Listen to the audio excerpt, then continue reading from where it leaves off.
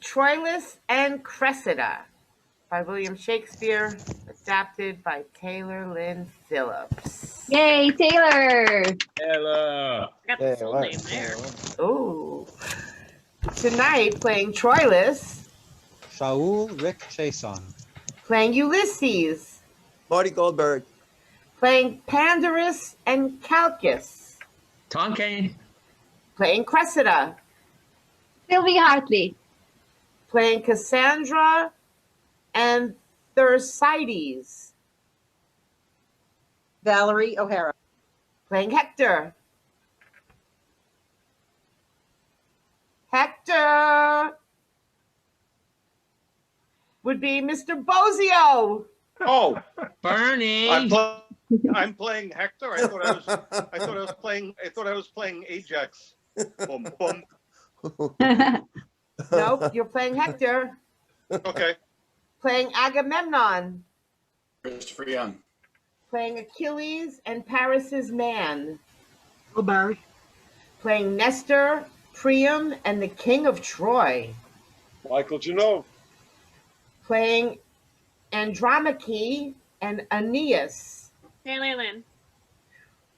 Playing Diomedes and Troilus' boy. Defilippo. Diomedes. Sorry.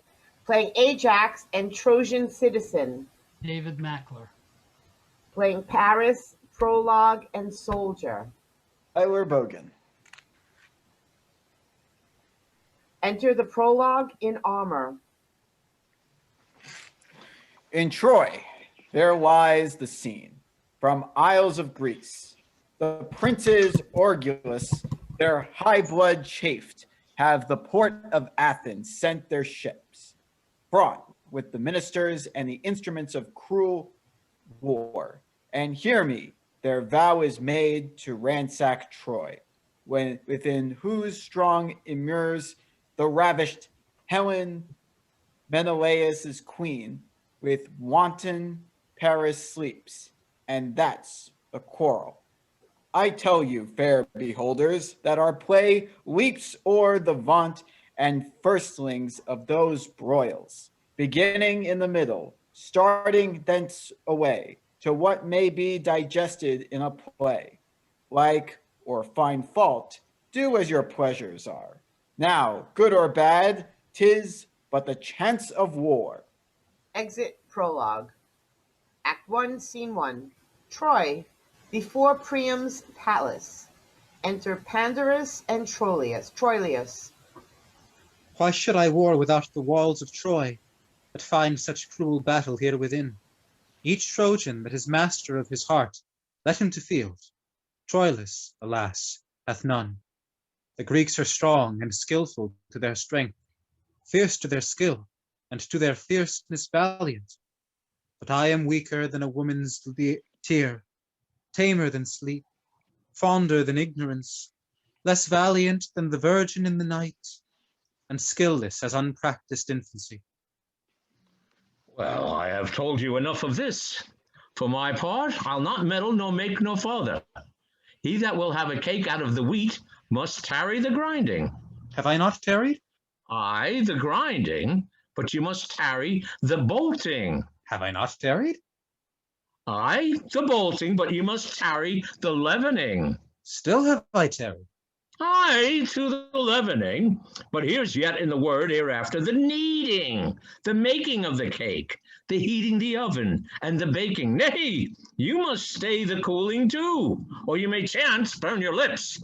Patience herself, what goddess ere she be, doth lesser blench at sufferance than I do. At Priam's royal table do I sit, and when fair Cressida comes into my thoughts, so, traitor, when she comes, when is she thence? Well, she looked yesternight fairer than ever I saw her look, or any woman else, and her hair were not somewhat darker than Helen's. Well, go to. There were no more comparison between the women, but for my part, she is my kinswoman. I would not, as they term it, praise her, but I would somebody had heard her talk yesterday, as I did. Oh, Pandarus, I tell thee, Pandarus, when I do tell thee there my hopes lie drowned, Reply not in how many fathoms deep they lie endrenched. I tell thee I am mad in Cressida's love. Thou answerest she is fair, pourest in the open ulcer of my heart her eyes, her hair, her cheek, her gait, her voice, handiest in thy discourse. This thou tellest me, as true thou tellest me, when I say I love her.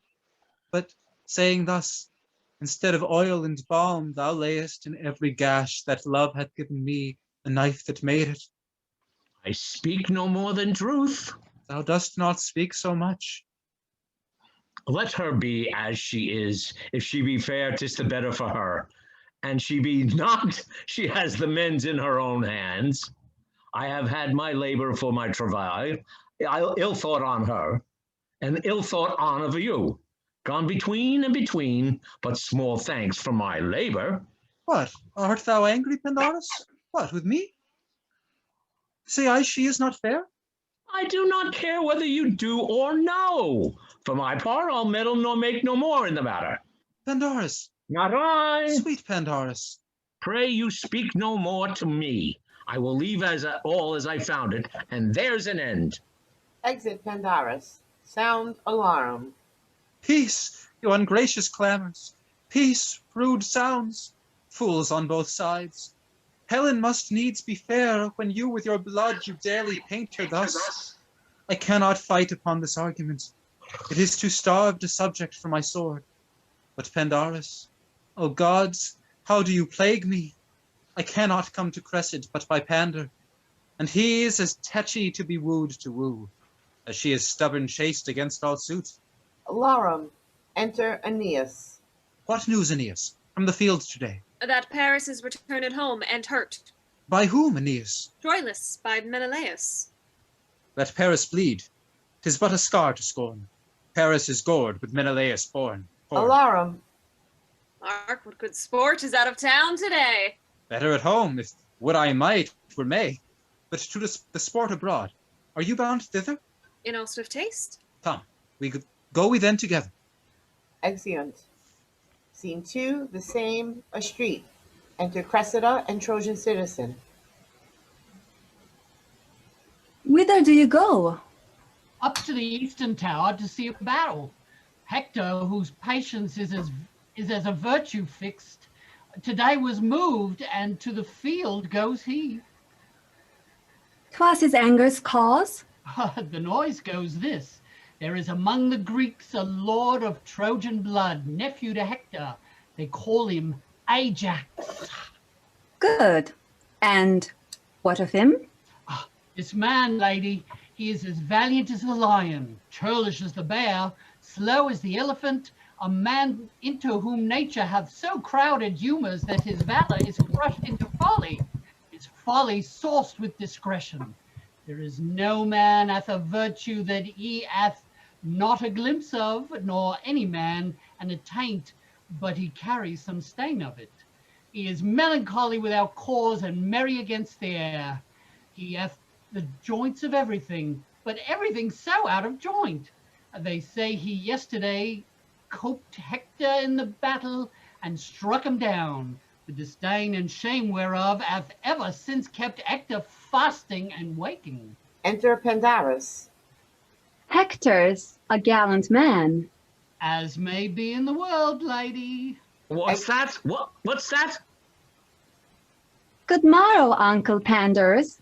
Oh, good morrow, cousin Cressida. What do you talk of? Was Hector armed and gone? Are you come to Ilium? That we were talking of, and of his anger. True, he was so. I know the cause too. He'll lay about him today, I can tell him then that. And then his Troilus will not come far behind him. Let them take heed of Troilus. I can tell them that too. What, is he angry too? Ooh, Troilus is the better man of the two. Oh, Jupiter, there is no comparison. What? Not between Troilus and Hector? Well, I say, Troilus is Troilus. Then you say as I say, for I'm sure he's not Hector. No, nor Hector is not Troilus in some degrees. 'Tis just each of them. He is himself. Himself? Oh, no, he's not himself. Would he were himself? Well, the gods are above. Time must friend or end. Well, Troilus, well, I wouldn't my heart were in her body. No, Hector is not a better man than Troilus. Excuse me. He is elder. The others not come to it. You shall tell me another tale when the others come to it. Hector shall not have his wit this year. He shall not need it, if he have his own. Nor his qualities. No matter. Nor his beauty. 'Twould not become him. His own's better. Oh, you have no judgment, niece. Helen herself swore the other day that Troilus, for a brown favor, for so 'tis, I must confess, and not brown neither. Faith, to say truth, brown and not brown. To say the truth, true and not true. She praised his complexion above Paris. Then Troilus should have had too much. If she praised him above, his complexion is higher than his. He having color enough, and the other higher, is still flaming a praise for a good complexion. I swear to you, I think Helen loves him better than Paris. Then she is a merry Greek indeed. I am sure she does. She came to him the other day, and you know he has not passed 3 or 4 hairs on his chin. Indeed, a tapster's arithmetic may soon bring his particulars therein to a total. Why, he is very young, and yet will within 3 pounds lift as much as his brother Hector. But to prove to you that Helen loves him, she came and puts me her white hand to his cloven chin. June, have mercy! How came it cloven? Why, you noticed, didn't you? I think his smiling becomes him better than any man in all Phrygia. Oh, he smiles valiantly. Does he not? Oh, yes. And 'twere a cloud in autumn. Well, go to then. But to prove to you that Helen loves Troilus. Troilus will stand to the proof if you'll prove it so. Prithee, peace, cousin. I cannot choose but laugh to think how she tickled his chin. She has a marvelous white hand. I must needs confess that she... Without the rack. And she takes upon her to spy a white hair on his chin. Alas, poor chin! Many a wart is richer. But there was such laughing. Queen Hecuba laughed that her eyes ran o'er, and Cassandra laughed. But there was a more temperate fire under the pot of her eyes. Did her eyes run over too? And Hector laughed. And what was all this laughing? Mary, at the white hair that Helen spied on Troilus' chin. Ain't had been a green hair, I should have laughed too. They laughed not so much at the hair as at his pretty answer. What was his answer? Quoth she, here's but 52 hairs on your chin, and one of them is white. This is her question. And 50 hairs, quoth he, and one white. That one white hair is my father, and all the rest are his sons. Jupiter, quoth she, which of these hairs is Paris, my husband? The forked one, quoth he. Pluck it out and give it to him. But there was such laughing, and Helen so blushed, and Paris so chafed, and all the rest so laughed that it passed. So let it now, for it has been a great while going by. Sound a retreat. Hark! They are coming from the field. Shall we stand up here and see them as they pass toward Ilium? Good niece, do, sweet niece Cressida. At your pleasure. They cross the stage. Here's an excellent place. Here we may see most bravely. I'll tell you them all by their names as they pass by. But mark, Troilus is above the rest. Speak not so loud. Enter Aeneas and cross the stage. That's Aeneas. Is not that a brave man? He's one of the flowers of Troy, I can tell you. But mark, Troilus, you shall see soon. That's Antenor. He has a shrewd wit. I can tell you he's a man good enough. He's one of the soundest judgments in Troy, whosoever, and proper man of person. When comes Troilus? I'll show you Troilus anon. Enter Hector and crosses the stage. Ah, that's Hector, but look you that. There's a fellow. Go thy way, Hector. There's a brave man, niece. Oh, brave Hector. Look how he looks. There's a countenance to not a brave man. Oh, a brave man. Is he not? It does a man's heart good. Look you what hacks are on his helmet. Look you yonder. Do you see? Look you there. There's no jesting. There's laying on, take it off who will, and as they say, there be hacks. Be those with swords. Swords, anything, he cares not. And the devil come to him, it'll all be one. By God's lid, it does one's heart good. Enter Paris, crossing the stage. Yonder comes Paris. Yonder comes Paris. Look you on yonder, niece. Is it not a gallant man, too? Is it not? Oh, why, this is a brave now. Why, this will do Helen's heart good now. Huh. Would I could see Troilus now. You shall see Troilus anon. I marvel where Troilus is. Hark! You do not hear the people cry, Troilus? Enter Troilus, crossing the stage. What sneaking fellow comes yonder? Troilus! Oh, there's a man, niece. Brave Troilus, the prince of chivalry. Peace, for shame, peace. Mark him, note him. Oh, brave Troilus. Look well upon him, niece. Look you how his sword is bloodied, and his helm more hacked than Hector's, and how he looks, and how he goes. Oh, admirable youth. He never saw 23. Go thy way, Troilus, go thy way. Had I a sister were a grace, or daughter's a goddess, he should take his choice. Oh, admirable man. Paris is dirt to him, and I warrant Helen, to change, would give an eye to boot. Enter common soldiers, crossing the stage. Here comes more. Asses, fools, dolts, chaff and bran, porridge after meat. I can live and die in the eyes of Troilus. Ne'er look. The eagles are gone. Crows and daws. I had rather be such a man as Troilus than Agamemnon and all Greece. There is amongst the Greeks Achilles, a better man than Troilus. Achilles, a drayman, a porter, a very camel. Well. Well. Why, have you any discretion? Have you any eyes? Do you know what a man is? Is not birth, beauty, good shape, discourse, manhood, learning, gentleness, virtue, youth, liberality, and such like the spice and salt that season a man? I, a minced man, and then to be baked with no date in the pie, for then the man's date is out. You are such a woman, a man knows not at what ward you lie.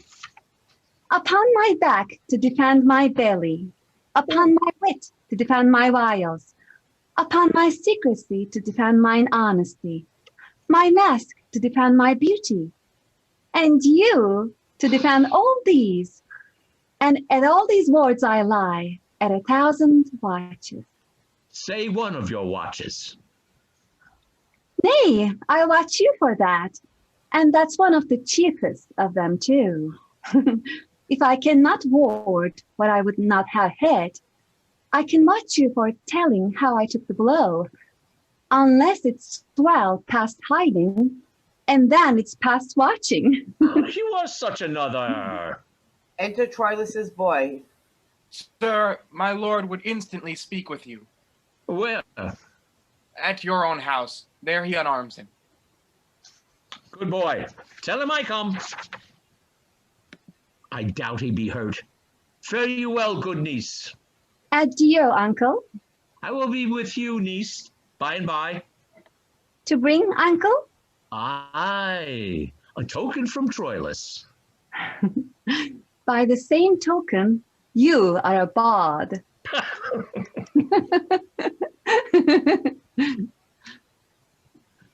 Words, vows, gifts, tears, and love's full sacrifice he offers in another's enterprise. But more in Troilus, thousandfold I see, than in the glass of Pandarus' praise may be. Yet hold I off. Women are angels wooing, things won are done. Joy's soul lies in the doing. That she beloved knows not that knows not this. Man prize the thing ungained more than it is. That she was never yet that ever knew. Love got so sweet as when desire did sue. Therefore, this maxim out of love I teach. Achievement is command, ungained besiege. Then though my heart's content firm love doth bear, nothing of that shall from mine eyes appear. Exit Cressida. Scene 3. The Grecian camp before Agamemnon's tent. Senate. Enter Agamemnon, Nestor, and Ulysses with others. Princes, what grief hath set jaundice o'er your cheeks? The ample proposition that hope makes in all designs begun on earth below fails in the promised largeness. Checks and disasters grow in the veins of actions highest reared as knots. By the conflux of meeting saps, infects the sound pines and diverts his grain tortive and errant from his course of growth. Nor, princes, it is matter new to us that we come short of our supposed so far that after 7 years' siege, yet Troy walls stand. Sith every action that hath gone before, whereof we have record, trial to draw bias and thwart, not answering the aim, and that unbodied figure of the thought gave the surmised shape. Why then, you princes, do you with cheeks abashed behold our works and call them shames, which are indeed naught else but the protracted trials of great Jove to find persistive constancy in men? With due observance of thy godlike seat, great Agamemnon, Nestor shall apply thy latest words. In the reproof of chance lies the true proof of men. The sea being smooth, how many shallow bobbled boats dare sail upon her patient breast, making their way with those noble bulk. But let the ruffian Boreas once enrage a gentle Theseus, and anon behold, whose weak, untimbered size, but even now co-rivaled greatness, either to harbor fled or made a toast for Neptune. Even so doth valor show, and valor's worth divide in storms of fortune. For in her ray and brightness, the herd hath more annoyance by the breeze than by the tiger.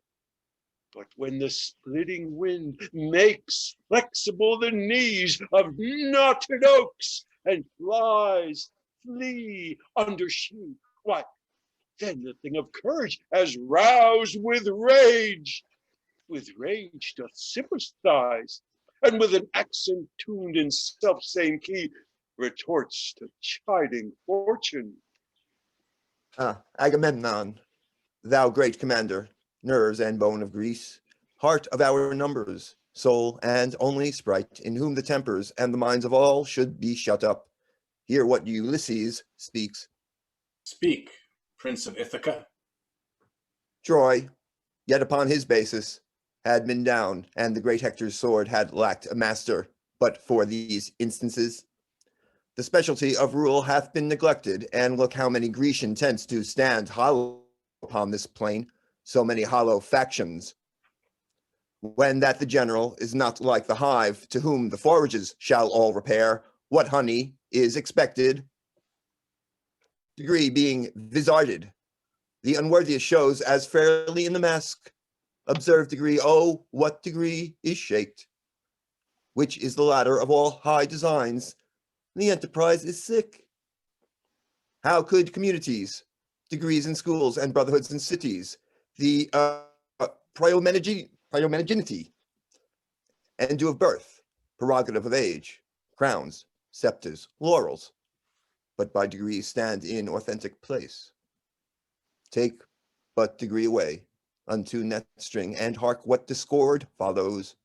Strength should be lord of imbecility, and the rude son should strike his father dead. Force should be right, or rather, right and wrong, between whose endless jar justice resides, should lose their names, and so should justice too.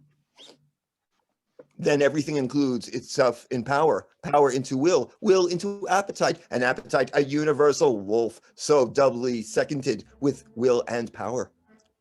Must make perforce an universal prey, and last eat up himself. Great Agamemnon, this chaos, when degrees suffocate, follows the choking, and this neglection of degree it is that by a pace goes backward, with a purpose it hath to climb. The generals disdained by him one step below, he by the next, that by the next beneath, so every step, exampled by the first place that is sick of his superior, grows to an envious fever of pale and bloodless emulation. And 'tis this fever that keeps Troy on foot, not her own sinews. To end the tale of length, Troy is our weakness stands, not in her strength. Most wisely hath Ulysses here discovered the fever whereof all our power is sick.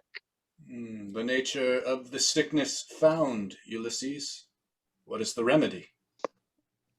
The great Achilles, whom opinion crowns the sinew and the forehead of our host, having his ear full of his airy fame, grows dainty of his worth, and in his tent lies mocking our designs.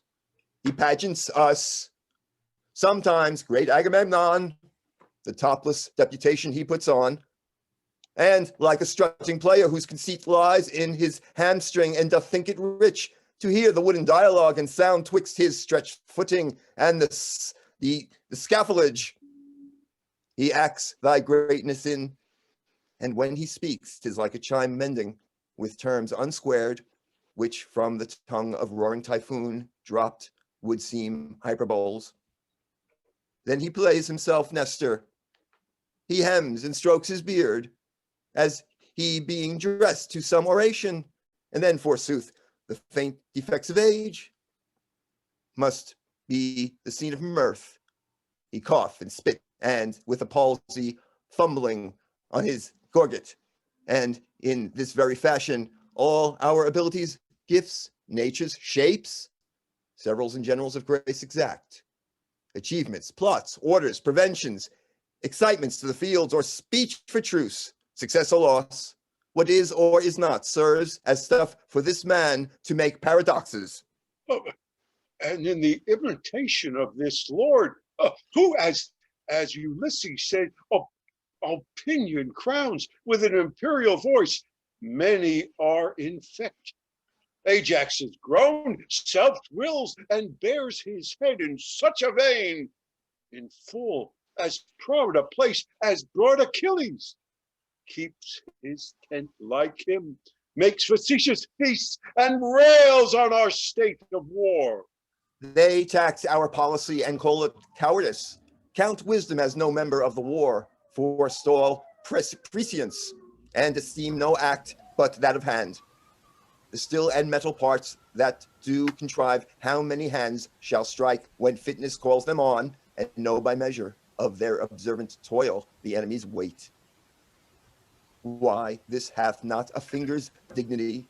They call this bedwork, mappery, closet war, so that the ram that batters down the wall, for the great swinge and rudeness of his poise, they place before his hand that made the engine, or those that with the fineness of their souls by reason guide his execution. Let this be granted, and Achilles' horse makes many Theseus' sons. Tuck it. What trumpet from Troy? Enter Aeneas with a trumpeter. What would you for our tent? May one that is a herald and a prince do a fair message to his kingly eyes? What's your affair, I pray you? Sir, pardon. 'Tis for Agamemnon's ears. He hears naught privately that comes from Troy. Nor I from Troy come not to whisper with him. I bring a trumpet to awake his ear, to set his sense on the attentive bent, and then to speak. Speak frankly as the wind. It is not Agamemnon's sleeping hour that thou shalt know. Troyan, he is awake. He tells thee so himself. Trumpet, blow loud.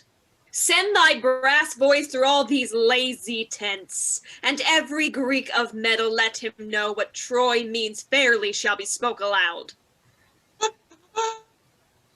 We have, great Agamemnon, here in Troy a prince called Hector. Priam is his father, who in this dull and long-continued truce is resty grown. He bade me take a trumpet and to this purpose speak. Kings, princes, lords, if there be one among the fairest of Greece that holds his honor higher than his ease, that seeks his praise more than he fears his peril, that knows his valor and knows not his fear, that loves his mistress more than in confession, with truant vows to her own lips he loves, and dare avow her beauty and her worth in other arms than hers. To him this challenge. Hector, in view of the Trojans and of Greeks, shall make it good, or do his best to do it. He hath a lady wiser, fairer, truer, than ever Greek did couple in his arms, and will tomorrow with his trumpet call, midway between your tents and the walls of Troy, to rouse a Grecian that is true in love. If any come, Hector shall honor him. If none, he'll say in Troy when he retires that Grecian dames are sunburnt, and not worth the splinter of a lance. Even so much. If none of them have soul in such a kind, we left them all at home. But we are soldiers, and may that soldier a mere recreant prove that means not, hath not, or is not in love. If then one is, or hath, or means to be, that one meets Hector, if none else, I am he. Now heavens forfend such scarcity of youth. Amen. Fair Lord Aeneas, let me touch your hand. To our pavilion shall I lead you, sir. Achilles still have word of this intent. So shall each lord of Greece from tent to tent. Yourself shall feast with us before you go, and find the welcome of a noble foe. Exeunt all but Ulysses and Nestor. Nestor. What says Ulysses? I have a young conception in my brain. Blunt wages rive hard knots. The seated pride that hath to this maturity blown up in rank. Achilles must or now be cropped, or shedding, breed a nursery of like evil to overbulk us all. Well, and how? This challenge that the gallant Hector sends, however, it is spread in general name, relates in purpose only to Achilles. True. In the publication, make no strain but that Achilles were his brain as barren as banks of Libya, though Apollo knows, till dry enough, will, with great speed of judgment, with celerity, find Hector's purpose pointing on him. And wake him to the answer, think you? Why, 'tis most meet. Who may you else suppose that can from Hector bring his honor off, if not Achilles? Though 't be a sportful combat, yet in the trial much opinion dwells. Our imputation shall be oddly poised in this vile action. For the success, although particular, shall give us scantling of good or bad unto the general. And in such indexes, all those small pricks to their subsequent volumes, there is seen the baby figure of the giant mass of things to come at large. It is supposed he that meets Hector issues from our choice.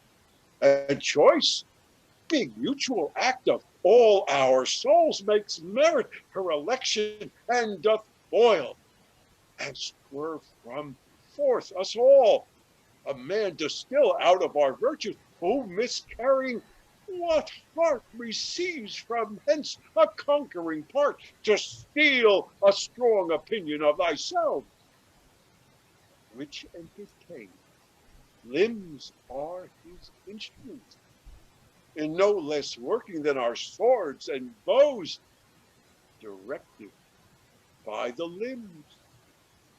Therefore, 'tis meet Achilles meet not Hector. What glory our Achilles shares from Hector, were he not proud, we all should share with him. But he already is too insolent, and it were better parched in African sun than in the pride and salt scorn of his eyes, should he scape Hector fair. If he were foiled, why then we do our main opinion crush in taint of our best man. No, make a lottery, and by device let blockish Ajax draw the sort to fight with Hector. Among ourselves give him allowance for the better man, for that will physic the great Myrmidon, who boils in loud applause, and make him fall his crest, that prouder than blue iris bends. If the dull, brainless Ajax come safe off, we'll dress him up in voices. If he fail, yet go we under our opinion still that we have better men. But, hit or miss, our project's life this shape of sense assumes. Ajax employed plucks down Achilles' plumes. Now, Ulysses, I beg to relish thy advice, and I will give a taste thereof forthwith to Agamemnon. Go we to him straight. Two curs shall tame each other. Pride alone must par the mastiffs on, as 'twere a bone. Exeunt. Act 2, Scene 1, a part of the Grecian camp. Enter separately Ajax and Thersites reading a paper. Ah, Thersites, dog, thou bitch-wolf son, canst thou not hear? Feel then! Ajax strikes him. Oh, the plague of Greece upon thee, thou mongrel, beef-witted lord! Dost thou think I have no sense, thou strikest me thus? Speak then, thou unsalted leaven, speak! Learn me the proclamation. Thou art proclaimed a fool, I think. Do not, Porpentine, do not. My fingers itch. When thou art forth in the incursions, thou strikest as slow as another. I say, the proclamation! Thou grumblest and railest every hour on Achilles, and thou art as full of envy at his greatness as Cerberus at Proserpina's beauty. Aye, thou shouldst strike him. Ha ha ha, Mistress Thersites. He would pound thee into shivers with his fist as a sailor breaks a biscuit. You whoresome cur! He strikes him. Aye, do, thou sodden-witted lord. Thou hast no more brain than I have in mine elbows. Thou art here but to thresh Trojans. Thou art bought and sold among those with any wit, like a barbarian slave. If thou use to beat me, I will begin at thy heel, and tell what thou art by inches, thou thing of no bowels, thou. You dog! You scurvy lord. Enter Achilles. You cur! Fine! How now, Ajax? Wherefore do you do thus? How now, Thersites? What's the matter, man? Yeah, you see him there, do you? Aye, what's the matter? Nay, but regard him well. Well, why, so I do. But yet you look not well upon him, for whomsoever you take him to be, he is Ajax. I know that, fool. Aye, but that fool knows not himself. Therefore, I beat thee. Lo, what modicums of wit he utters. His evasions have ears thus long. I have bobbed his brain more than he has beat my bones. This lord, Achilles, Ajax, who wears his wit in his belly and his guts in his head, I'll tell you what I say of him. I say, this Ajax... Oh, nay, good Ajax. Hath not so much wit. Nay, I must hold you. As will stop the eye of Helen's needle, for whom he comes to fight. Peace, fool. Oh, I would not have peace. I would have peace and quietness, but the fool will not. He there, that he. Look you there. Oh, that damned cur! I shall... You set your wit to a fool's? No, I warrant you. The fools shall shame it. What's the quarrel? I bade the vile owl go learn me the tenor of the proclamation, and he rails upon me. Well, I serve thee not. I serve here voluntary. Your last service was sufferance. 'Twas not voluntary. No man is beaten voluntary. Ajax was here the voluntary, and you as under an impress. So, a great deal of your wit, too, lies in your sinews, or else there be liars. Hector shall have a great catch, and he knock out either of your brains. He were as good to crack a crusty nut with no kernel. What? With me too, Thersites? Yes, good sooth. I will keep where there is wit stirring, and leave the fraction of fools.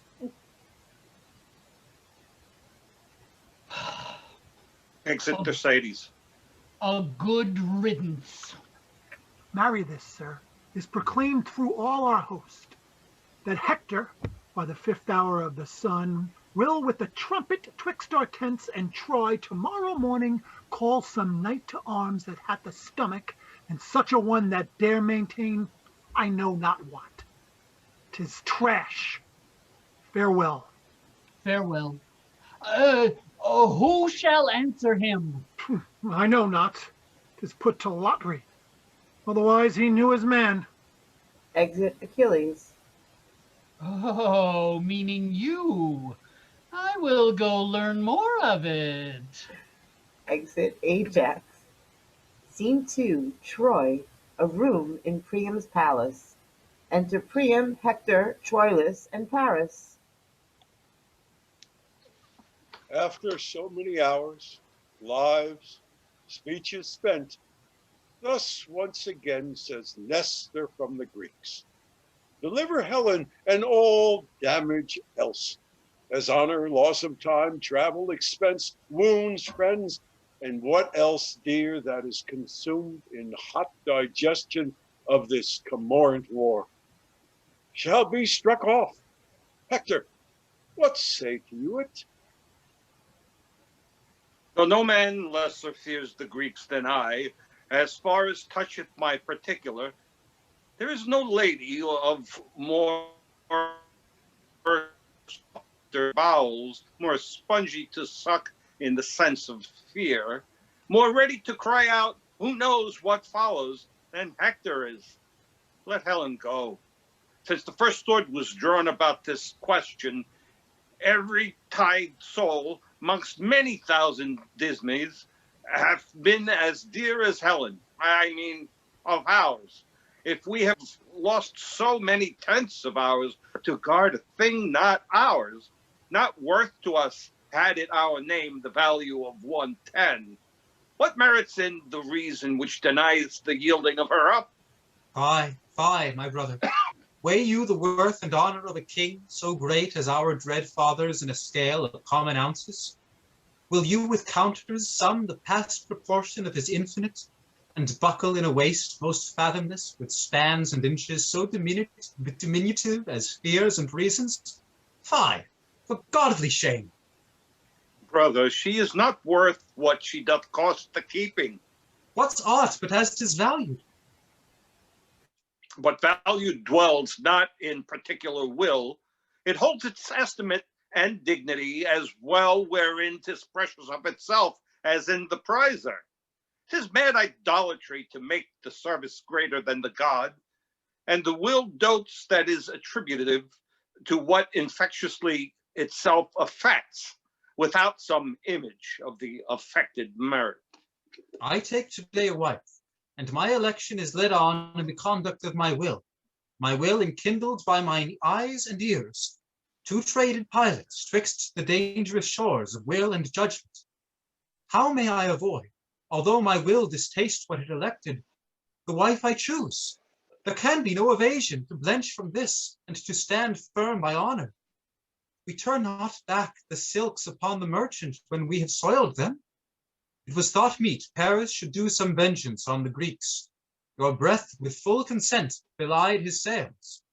And for an old aunt whom the Greeks held captive, he brought a Grecian queen, whose youth and freshness wrinkles Apollo's and makes pale the morning. Why keep we her? The Grecians keep our aunt. Is she worth keeping? Why, she is a pearl, whose price hath launched above 1,000 ships. If you'll avouch 'twas wisdom Paris went, as you must needs, for you all cried, Go, go!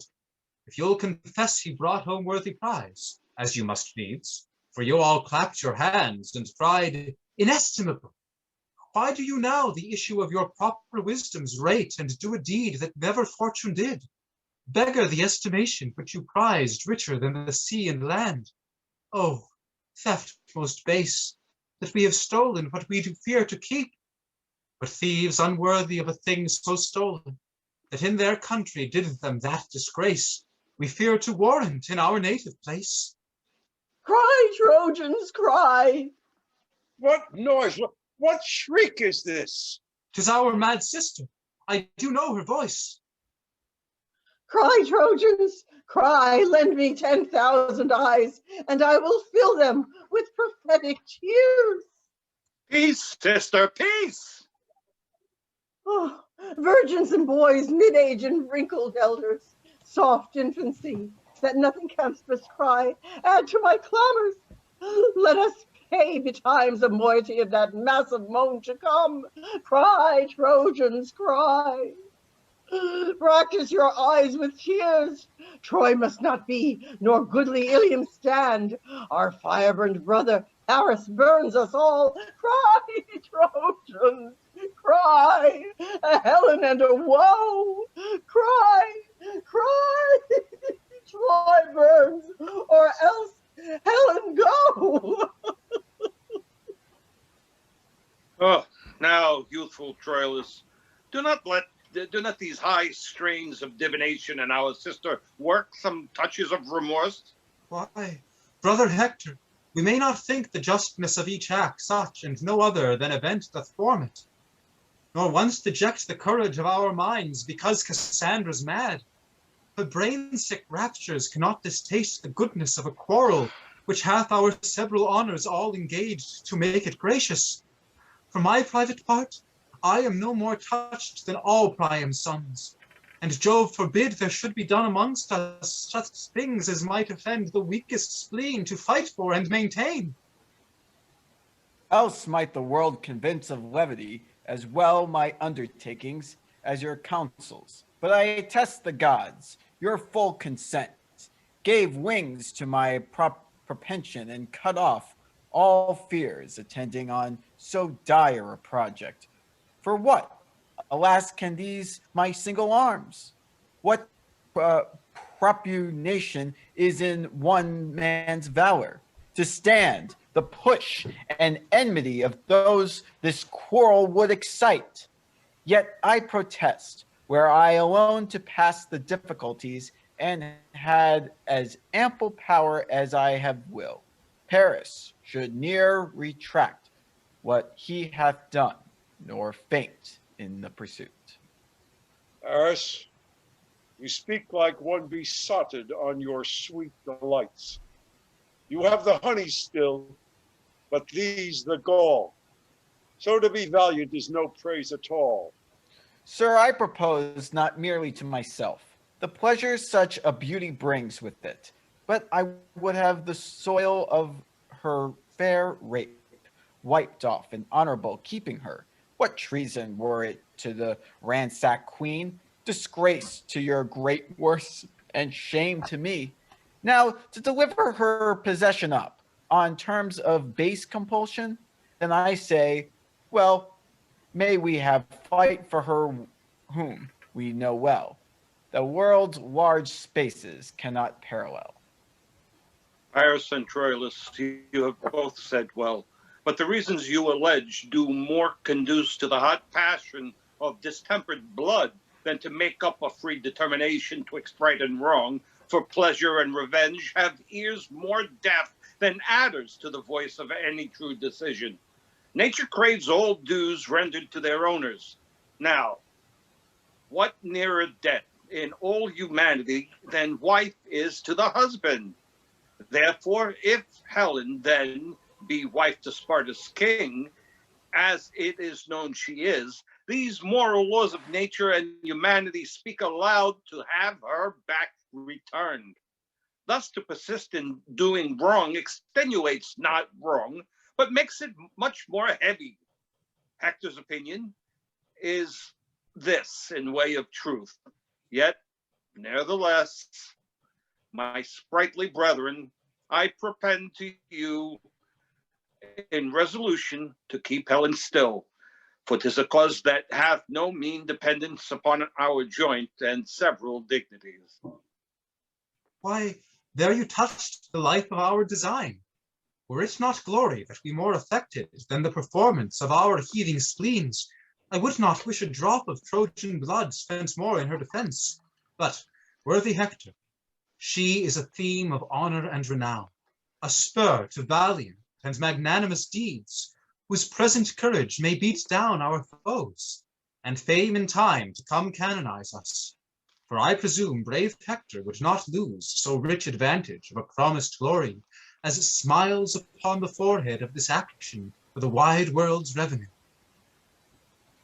I am yours, you valiant offspring of great Priamus.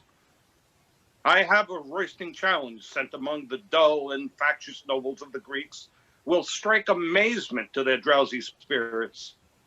I advise their great slept, whilst emulation in the army crept. This, I presume, will wake him. Exeunt. Scene 3, the Grecian camp, before Achilles' tent. Enter Thersites alone. How now, Thersites? What, lost in the labyrinth of thy fury? Shall the elephant Ajax carry thus? He beats me, and I rail at him. Oh, worthy satisfaction! Were it were otherwise that I could beat him whilst he railed at me. Then there's Achilles, a rare engineer. If Troy be not taken ill, these two undermine it. If the walls will stand till they fall of themselves. After this, the vengeance on the whole camp, or rather the Neapolitan bone ache, for that, methinks, is the curse depending on those at war for a placket. I have said my prayers, and devil envy say amen. Why, ho, my lord Achilles, where's Achilles? Who's there? Thersites. Art thou come? Why, my cheese, my digestion, why hast thou not served thyself into my table so many meals? Come, what's Agamemnon? Thy commander Achilles. Then tell me, what's Achilles? Thy lord Thersites, then tell me, I pray thee, what's Thersites? Thy knower, Achilles. Thou must tell that knowest. I'll decline the whole question. Agamemnon commands Achilles. Achilles is my lord. I am Achilles' knower, and know him for a fool. You are a privileged man. Derive this. Come. Agamemnon is a fool to offer to command Achilles. Achilles is a fool to be commanded of Agamemnon. Thersites is a fool to serve such a fool. And this is a fool positive. Why am I a fool? Make that demand of the Creator. It suffices me, thou art. Enter at a distance Agamemnon, Ulysses, Nestor, Diomedes, and Ajax. Look you, who comes here? Thersites, I'll speak with nobody. Here is such hatchery, such juggling, and such knavery. All the argument is a whore and a cuckold, a good quarrel to draw emulous factions and lead to death upon. War and lechery confound all. Where is Achilles? Within his tent, but ill-disposed, my lord. Let it be known to him that we are here. He sent our messengers, and we lay by our appertainments visiting of him. Let him be told so, lest perchance he think we dare not move the question of our place, or know not what we are. I shall say so to him. We saw him at the opening of his tent. He is not sick. Yes, lion sick. Sick of proud heart. You may call it melancholy, but if you will favor the man. But by my head, 'tis pride. But why? Why? Let him show us a cause. A word, my lord. He and Agamemnon walk aside. What moves Ajax thus to bay at him? Achilles hath inveigled his fool from him. Who? Thersites? He. All the better. Their fraction is more our wish than their faction. But it was a strong composure. A fool could disunite. The amity that wisdom knits not, folly may uneasily untie. Enter Thersites. Here comes Thersites. Achilles bids me say he is much sorry if anything more than your sport and pleasure did move your greatness to this noble state to call upon him. He hopes it is no other but for your health and your digestion's sake, and after dinner's breath.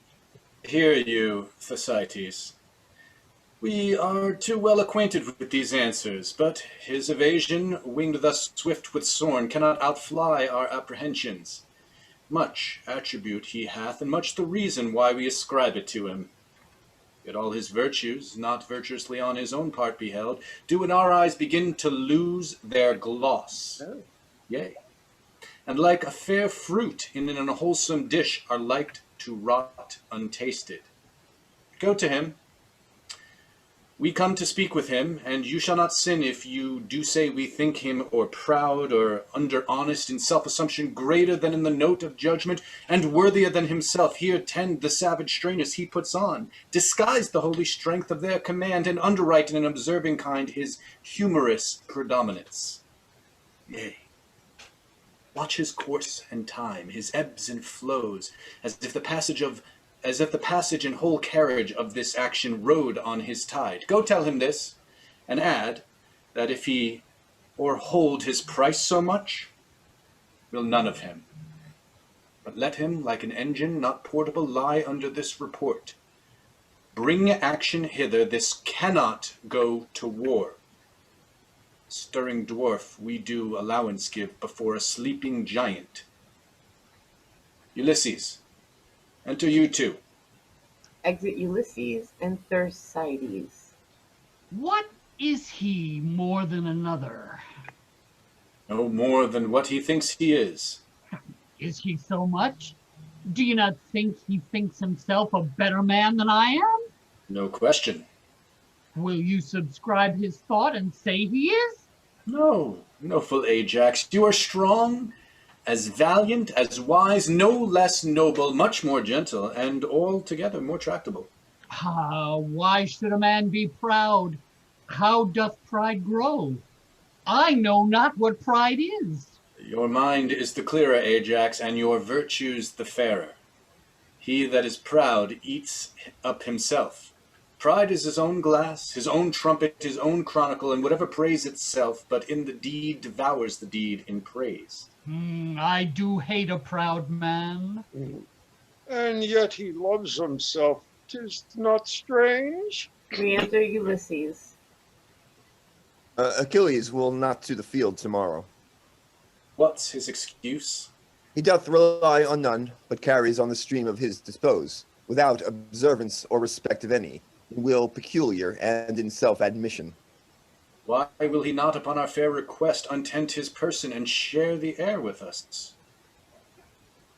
Things small as nothing, for request's sake only, he makes important. What else should I say? He is so plague proud that the death tokens of it cry no recovery. Let Ajax go to him. Dear lord, go you and greet him in his tent. 'Tis said he beholds you well, and will be led at your request a little from himself. Oh, Agamemnon, let it not be so. We'll consecrate the steps that Ajax makes when they go from Achilles. Shall the proud lord that basks his arrogance with his own seam, and never suffers matter of the world, enter his thoughts, save such as doth revolve and ruminate himself? Shall he be worshipped of that we hold an idol more than he? No, this thrice worthy and right valiant lord shall not so stale his palm, nobly acquired, nor by my will absubjugate his merit, as amply titled as Achilles is, by going to Achilles. That were to enlarge his fat already pride, and add more coals to cancer when he burns, with entertaining great Hyperion. This lord go to him? Jupiter forbid, and say in thunder, Achilles go to him. Oh, this is well. He rubs the vein of him. How his silence drinks up this applause. If I go to him with my armed fist, I'll pash him o'er the face. No, you shall not go.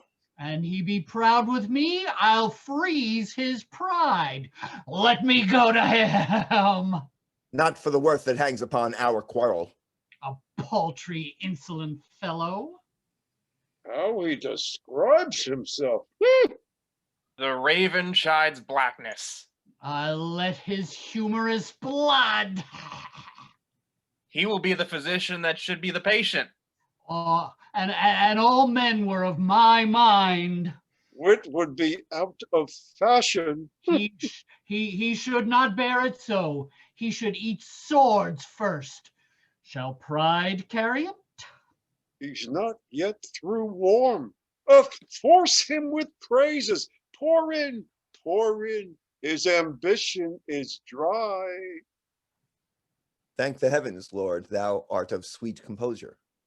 Praise him that gat thee, she that gave thee suck, famed by thy tutor, and thy parts of nature, thrice famed beyond thy erudition. But he that disciplined thine arms to fight, let Mars divide eternity in twain, and give him half, and for thy vigor, bull-bearing Milo his addition yield to sinewy Ajax. I will not praise thy wisdom, which like a bourne, a pale, ashore confines thy spacious and dilated parts. Here's Nestor, instructed by the antiquary times. He cannot but be wise. But pardon, Father Nestor, were your days as green as Ajax, and your brain so tempered, you should not have the eminence of him, but be as Ajax. Shall I call you Father? Aye, my good son. Be ruled by him, Lord Ajax. There is no tarrying here. The heart Achilles keeps thicket. Please it our great general to call together all his state of war. Fresh kings are come to Troy. Tomorrow we must with all our main of power stand fast. And here's a lord. Come knights from east to west, and cull their flower. Ajax shall cope the best. Go we to council. Let Achilles sleep. Light boats sail swift, though greater hulks draw deep. Exeunt. Act 3, Scene 1, Troy, Priam's palace. Music sounds within. Enter Pandarus and Paris's man. Friend, pray you, a word. Do you not follow the young Lord Paris?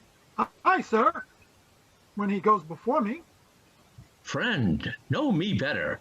I am the Lord Pandarus. You know you the musicians. Oh, holy sir. At whose request do these men play? Marry, sir, at the request of Paris, my lord, who is there in person. With him the mortal Venus, the heart, blood of beauty, love's visible soul. Oh, my cousin Cressida? Oh, no, sir. Helen, could you not find out that by her attributes? Oh, it should seem, fellow, thou hast not seen the Lady Cressida.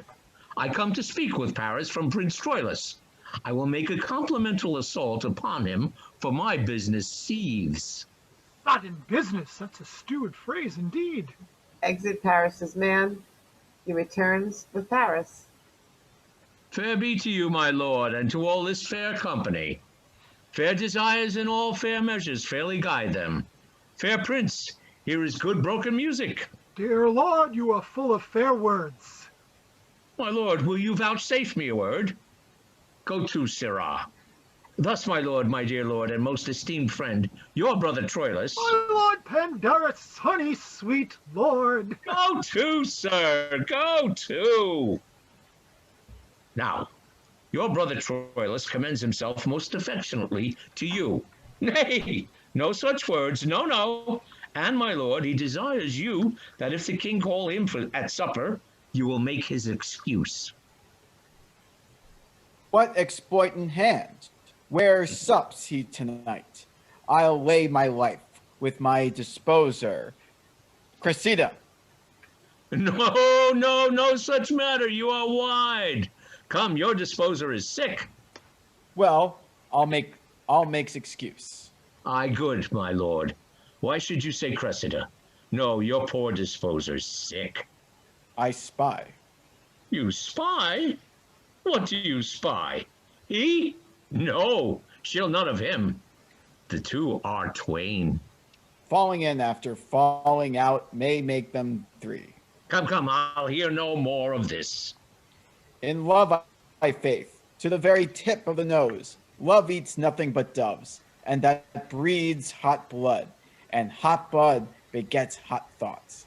And hot thoughts beget hot deeds. And hot deeds is love. Is this the generation of love? Hot blood, hot thoughts, and hot deeds? Why, they are vipers. Is love a generation of vipers? A retreat sounds. Sweet Lord, who's afield today? Hector, Diophobus, Helenus, Antenor, and all the gallantry of Troy. I would fain have armed today, but my Nell would not have it so. How chance my brother Troilus went not? I long to hear how they sped today. You'll remember your brother's excuse? To a hair. Farewell, sweet prince. Commend me to your niece. Exeunt separately. Scene 2 the same. Pandarus's orchard. Enter separately Pandarus and Troilus meeting. How now? How now? Have you seen my cousin? No, Pandarus.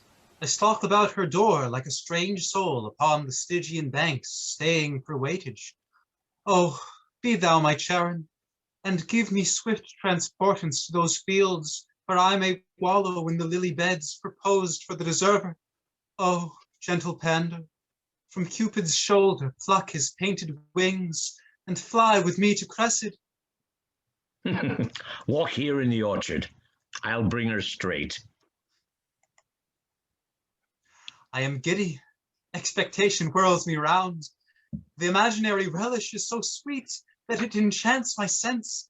What will it be when that the watery palate taste indeed love's thrice repured nectar?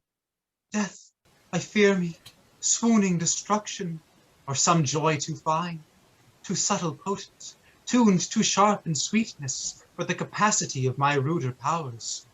I fear it much, and I do fear betides that I shall lose distinction in my joys, as doth a battle when they charge on heaps the enemy flying. My heart beats thicker than a feverous pulse, and all my powers do their bestowing lose, like vassalage at unawares encountering the eye of majesty. Re-enter Pandarus and Cressida, veiled. Come, what need you blush? Shame's a baby. Here she is now. Swear the oath now to her that you have sworn to me. Cressida offers to leave. What? Are you gone again? You must be watched ere you may be made tame, must you? Come your ways, come your ways. And you draw backward, we'll put you in as Phillips. Why do you not speak to her? Come, draw this curtain and let's see your picture. Pandarus unveils Cressida. Alas the day! Ah, how loath you are to offend daylight, and 'twere dark you'd close sooner. So, rub on and kiss the mistress. Troilus and Cressida kiss. Oh, no. A kiss in fee farm? Build there, carpenter. The air is sweet. Nay, you shall fight your horse out ere I part you. The falcon is as the tercel for all the ducks in the river. Go to, go to.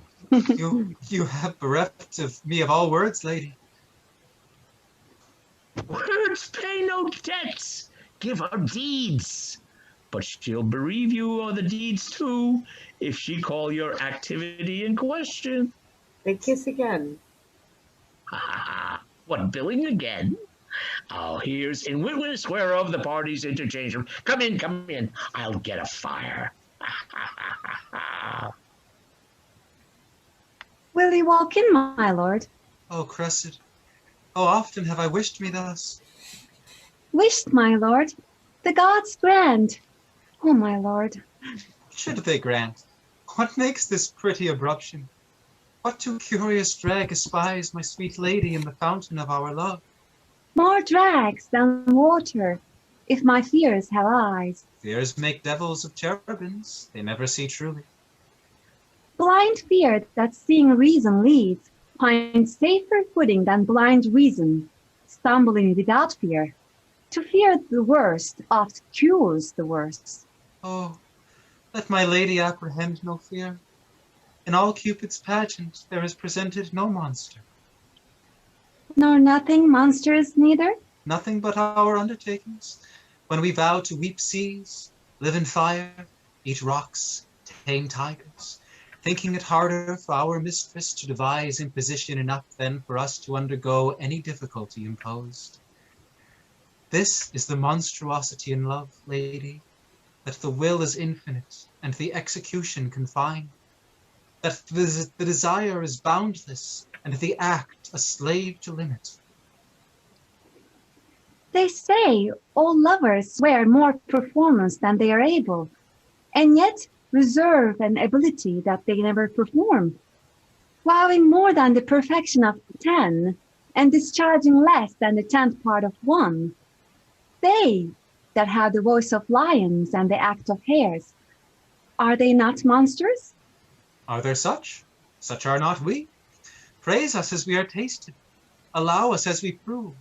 Our head shall go bare till merit crown it. No perfection in reversion shall have a praise in presence.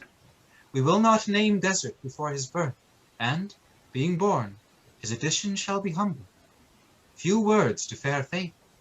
Troilus shall be such to Cressida as what envy can say worst shall be a mock for his truth. And what truth can speak truest, not truer than Troilus? Will you walk in, my lord? What? Blushing still? Have you not done with talking yet? Well, uncle, what folly I commit, I dedicate to you. Oh, I thank you for that. If my lord get a boy of you, you'll give him me. Be true to my lord. If he flinch, chide me for it. You know now your hostages. your uncle's word and my firm faith. Nay, I'll give my word for her too. Our kindred, though they be long ere they be wooed, they are constant being one. Their offers, I can tell you, they'll stick anywhere they are thrown. Boldness comes to me now and brings me heart. Prince Troilus, I have loved you night and day for many weary months. Why was my Cressida then so hard to win?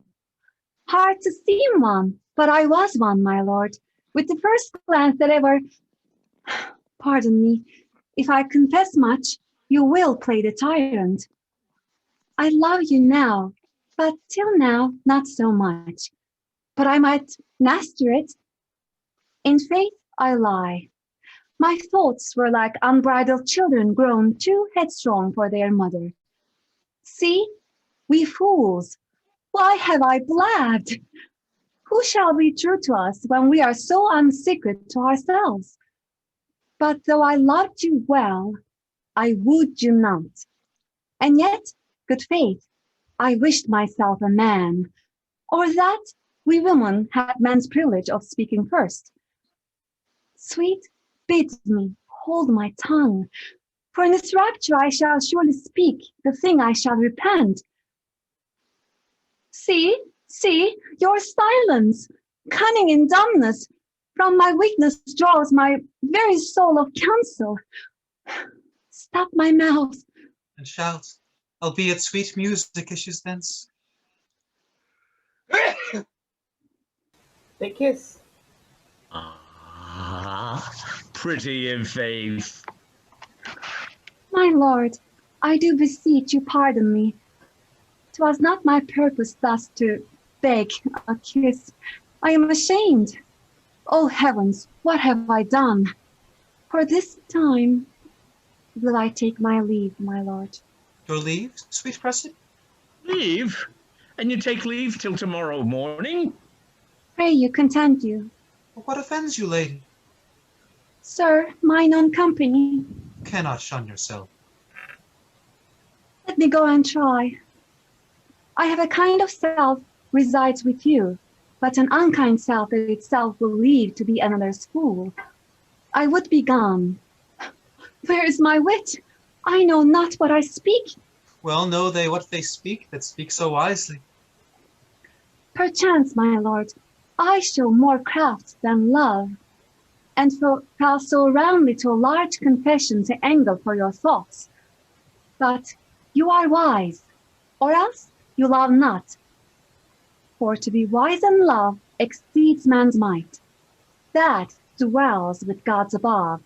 Oh, that I thought it could be in a woman, as, if it can, I will presume in you, to feed for aye her lamp and flames of love, to keep her constancy in flight and youth, outliving beauty's outward, with a mind that doth renew swifter than blood decays.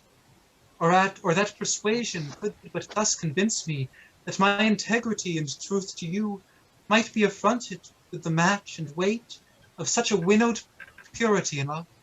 How were I then uplifted? But, alas, I am as true as truth's simplicity, and simpler than the infancy of truth. In that I'll war with you. O virtuous fight! When right with right wars, who shall be most right? True swains in love shall in the world to come approve their truth by Troilus.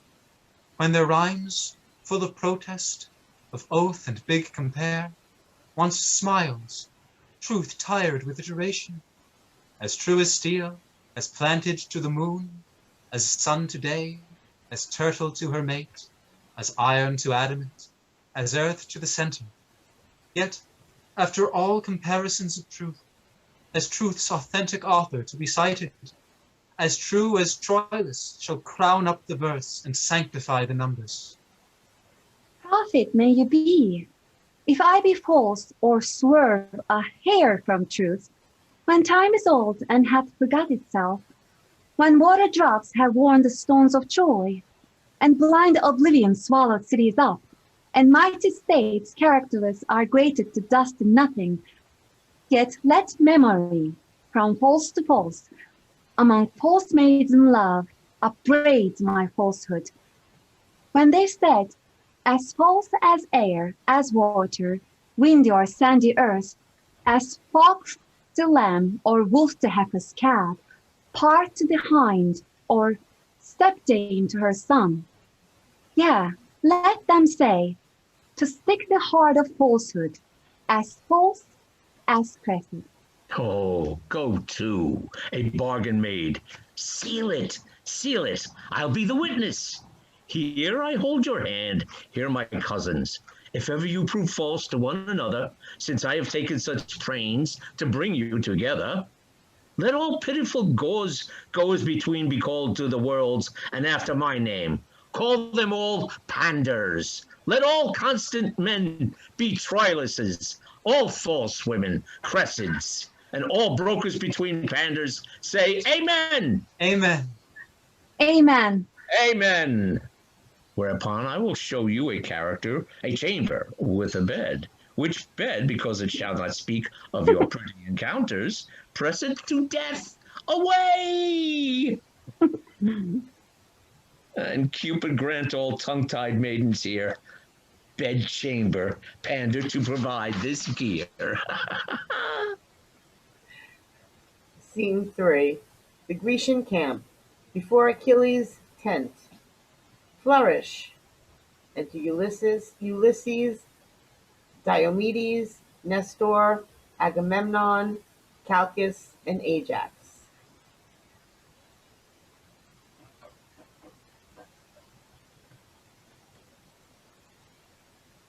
Now, princes, for the service I have done you, the advantage of time prompts me aloud to call me recompense. Appear it to your mind that though the sight I bear in things to come, I have abandoned Troy, left my possessions, incurred a traitor's name, exposed myself from certain and possessed conveniences to doubtful fortunes, sequestering from me all that time acquaintance, custom, and condition made tame and most familiar to my nature. And here, to do you service, and become as new into the world, strange, unacquainted, I do beseech you, as in way of taste, to give me now a little benefit out of those many registered promise, which you say live to come in my behalf. What wouldst thou of us, Troyan? Make demand. You have a Trojan prisoner called Antenor, yesterday took. Troy holds him very dear. Oft have you, thanks therefore, desired my Cressid in right great exchange, whom Troy hath still denied. But this Antenor, I know, is such a rest in their affairs that their negotiations all must slack, wanting his manage. And they will almost give us a prince of blood, a son of Priam, in change of him. Let him be sent, great princes, and he shall buy my daughter, and her presence shall quite strike off all service I have done in most accepted pain. Let Diomedes bear him, and bring us Cressid hither. Calchas shall have what he requests. Good Diomed, furnish you fairly for this interchange. Withdraw, bring word if Hector will tomorrow be answered in his challenge. Ajax is ready. This shall I undertake, and 'tis a burden which I am proud to bear. Exit Diomedes with Calchas. Enter Achilles and Thersites from their tent.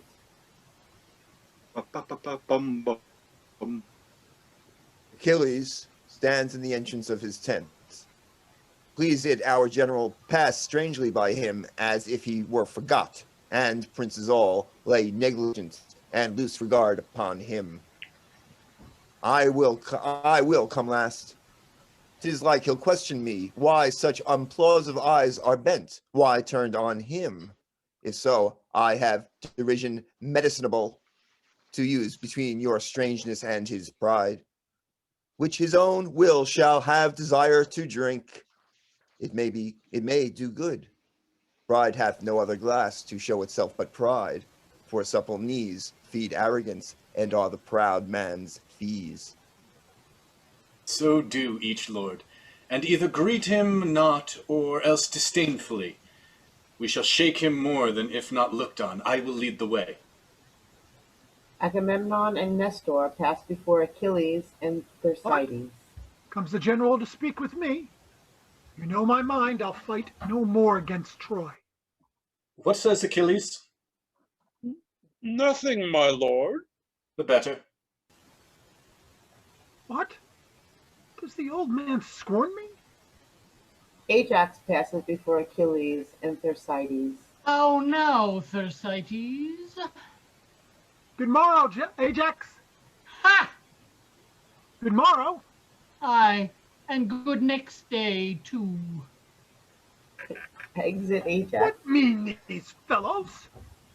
Though they not Achilles? They pass by strangely. What? Am I poor of late? 'Tis certain greatness once fallen out with fortune must fall out with men too. What the declined is, he shall as soon read in the eyes of others as feel in his own fall, for men, like butterflies, show not their mealy wings but to the summer, and not a man for simply being man hath any honor but honor for those honors that are without him, as place, riches, and favor, prizes of accident as oft as merit, which when they fall, as being slippery slanders, the love that leaned on them is slippery too. Doth one pluck down another, and together die in the fall. 'Tis not so with me. Fortune and I are friends. I do enjoy at ample point all that I did possess. Save these men's looks, who do, methinks, find out something not worth in me such rich beholding as they have often given. Ulysses passes before the tent, reading. Here is Ulysses. I'll interrupt his reading. How now, Ulysses? What are you reading? A strange fellow here writes me, that man, how dearly ever parted, how much in having, or without, or in, cannot make boast to have that which he hath, nor feels not what he owes, but by reflection, as when his virtues, shining upon others, heat them, and they retort that heat again to the first giver. That is not strange, Ulysses. The beauty that is born here in the face the bearer knows not, but commends itself to others' eyes. Nor doth the eye itself, that most pure spirit of sense, behold itself, not going from itself, but eye to eye opposed, salutes each other with each other's form. That is not strange at all. I do not strain at the position. It is familiar, but at the author's drift, who in his circumstance expressly proves that no man is the lord of anything, though in and of him there be much consisting, that he communicate his part to others, nor doth he of himself know them for aught, till he behold them formed in the applause where they're extended. I was much rapt in this, and apprehended here immediately the unknown Ajax. Heavens, what a man is there! A very horse that has he knows not what. Nature, what things there are most abject in regard and dear in use, what things again most dear in the esteem and poor in worth. Now shall we see tomorrow, and act that very chance doth throw upon him, Ajax renowned. O heavens, what some men do, while some men leave to do. How some men creep in skittish fortune's hall, while others play the idiots in their eyes. How one man eats into another's pride, while pride is fasting in his wantonness. To see these Grecian lords, why, even already they clap the lubber Ajax on the shoulder, as if his foot were on the brave Hector's breast, and great Troy I shrieking. do believe it, for they passed by me as misers do by beggars, neither gave to me good word nor look. What, are my deeds forgot? Time hath my lord a wallet at his back, wherein he puts alms for oblivion, a great-sized monster of ingratitudes. Those scraps are good deeds past, which are devoured as fast as they are made, forgot as soon as done. Perseverance, my dear lord, keeps honor bright. You must keep then the path, for emulation hath 1,000 sons that one by one pursue. What they do presently, though less than yours in past, must overtop yours, for time is like a fashionable host that slightly shakes his parting guest by the hand, and, with his arms outstretched as he would fly, grasps in the corner. Welcome ever smiles, and farewell goes out sighing. Let not virtue seek remuneration for the thing it was, for beauty, wit, high birth, vigor of bone, desert in service, love, friendship, charity, are subjects all to envious and culminating time. One touch of nature makes the whole world kin. That all with one constant praise newborn gods, though they are made and molded of things past, and give to dust. That is a little guilt, more Lord, than guilt overdusted. The present eye praises the present object. Then marvel not, thou great and complete man, that all the Greeks begin to worship Ajax, since things in motion sooner catch the eye than what stirs not. The cry went once on thee, and still it might, and yet may again, if thou wouldest not entomb thyself alive, encase thy reputation in thy tent. I have strong reasons. 'Tis known, Achilles, that you are in love with one of Priam's daughters. Ha! No. Is that a wonder? All the commerce that you have had with Troy, as perfectly is ours as yours, my lord. And better would it fit Achilles much to throw down Hector than Polyxena. But it must grieve young Prius, how at home, when fame shall in our island sound her trump, and all the Greekish girls shall tripping sing, great Hector's sister did Achilles win, but our great Ajax bravely beat down him. Farewell, my lord. I, as your lover, speak. The fool slides over the ice that you should break. Exit Ulysses. Shall Ajax fight with Hector? Aye, and perhaps receive much honor by him. I see my reputation is at stake. My fame is shrewdly gored. Oh, then beware.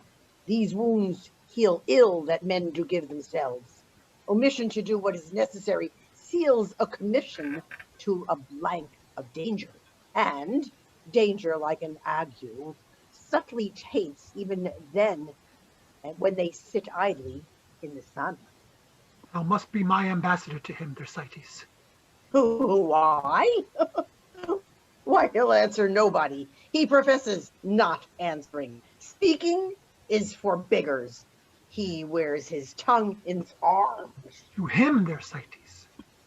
Tell him I humbly desire the valiant Ajax to invite the most valorous Hector to come unarmed to my tent and to procure safe conduct for his person of the magnanimous and most illustrious 6 or 7 times honored Captain General of the Grecian army, Agamemnon, etc., etc. Come, thou shalt bear a letter to him straight. Let me bear another to his horse, for that's the more capable creature. My mind is troubled, like a fountain stirred, and I see myself, and myself I see not the bottom of it. Would the fountain of your mind were clear again, that I might water an ass at it. I had rather be a tick in a sheep than a valiant ignorance. Exit Thersites, following Achilles. Act 4, Scene 1. Troy, a street, early morning. Enter at one door Aeneas with a torchbearer, at another Paris, Diomedes, and other Grecians with torches. See, ho, who is that there? Is the prince there in person? Ha! Had I so good occasion to lie long as you, Prince Paris, nothing but heavenly business should rob my bedmate of my company. That's my mind, too. Good morrow, Lord Aeneas. A valiant Greek, Aeneas, take his hand. witnessed the process of your speech, wherein you told how Diomedes, a whole week by days, did haunt you in the field. Health to you, valiant sir, during all question of the gentle truce. The one and other Diomed embraces. Our bloods are now in calm and so long health. But when contention and occasion meets, by Jove, I'll play the hunter for thy life, with all my force, pursuit, and policy. And thou shalt hunt a lion that will fly with his face backward. In human gentleness, welcome to Troy. By Venus' hand I swear no man alive can love in such a sort the thing he means to kill most excellently. We know each other well. We do, and long to know each other worse. This is the most despiteful gentle greeting, the noblest hateful love, that e'er I heard of. What business, lord, so early? I was sent for to the king, but why I know not. His purpose meets you. 'Twas to bring this Greek to Calchas' house, and there to render him, for the enfreed Antenor, the fair Cressida. Let's have your company, or if you please, haste there before us. I constantly believe, or rather, call my thought a certain knowledge. My brother Troilus lodges there tonight. Rouse him, and give him note of our approach, with the whole quality whereof I fear we shall be much unwelcome. That I assure you. Troilus had rather Troy were born to Greece than Cressida born from Troy. There is no help. The bitter disposition of the time will have it so. O Lord will follow you. Good morrow all. Exit Aeneas with the torchbearer. And tell me, noble Diomedes, faith, well, tell me true, even in the soul of sound good fellowship, who in your thoughts deserves fair Helen best, myself or Menelaus? Both alike. He merits well to have her that doth seek her, not making any scruple of her soilure, with such a hell of pain and world of change.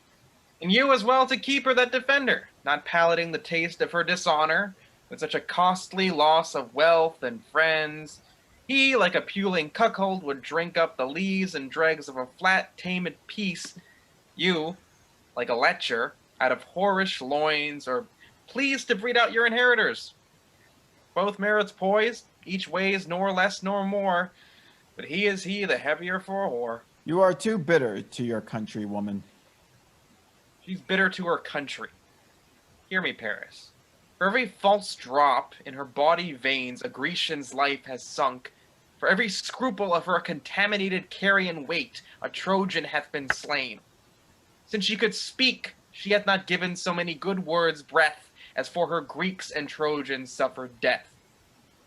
Fair Diomedes, you as a chapman do, dispraise the thing that they desire to buy. But we in silence hold this virtue well, will not commend that not intend to sell.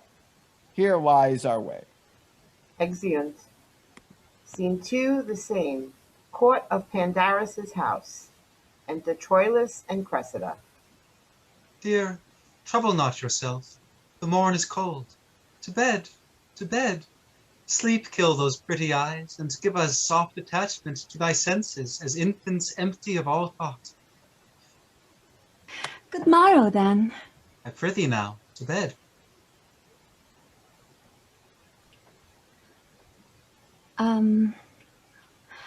Are you aweary of me?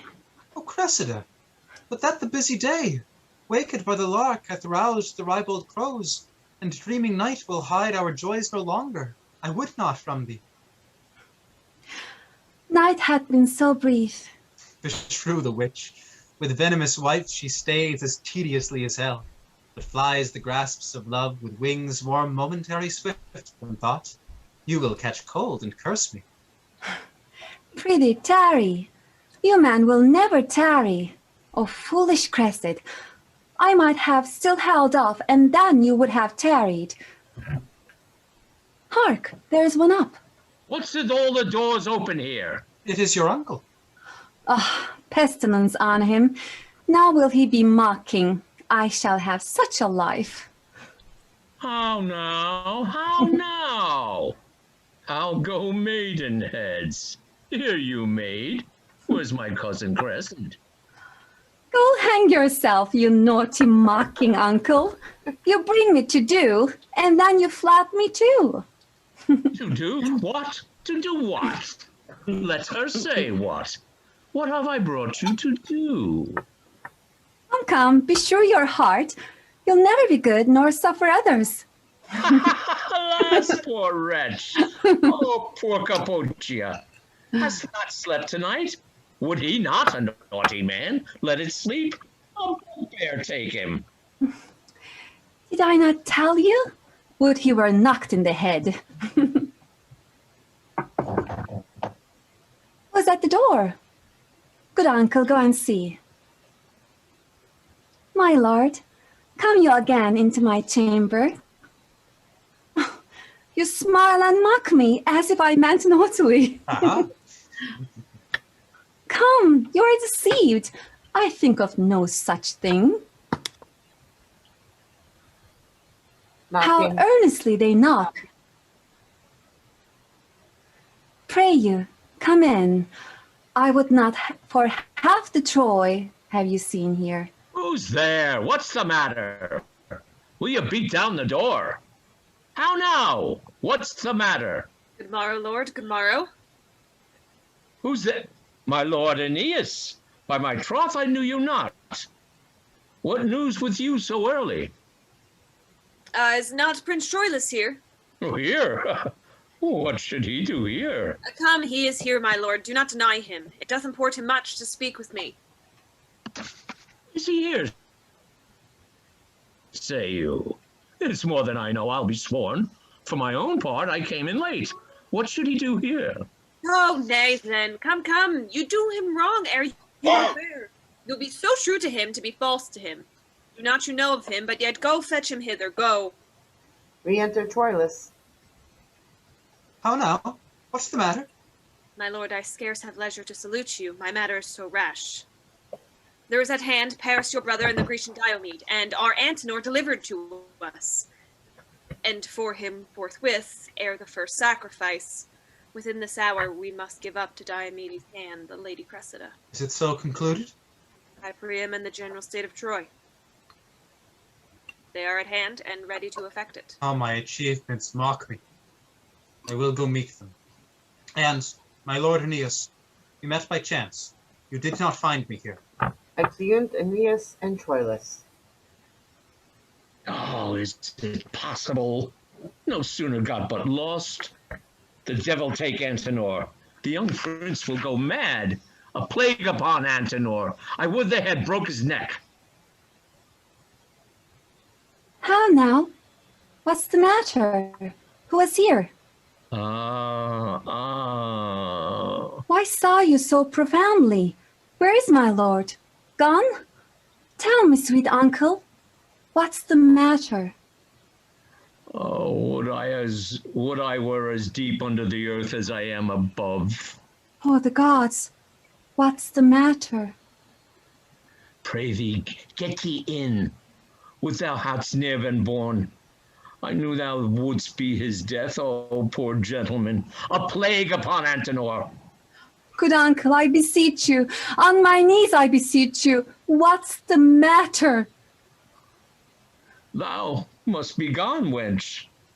Thou must be gone. Thou art changed by Antenor. Thou must to thy father and be gone from Troilus. 'Twill be his death, 'twill be his bane.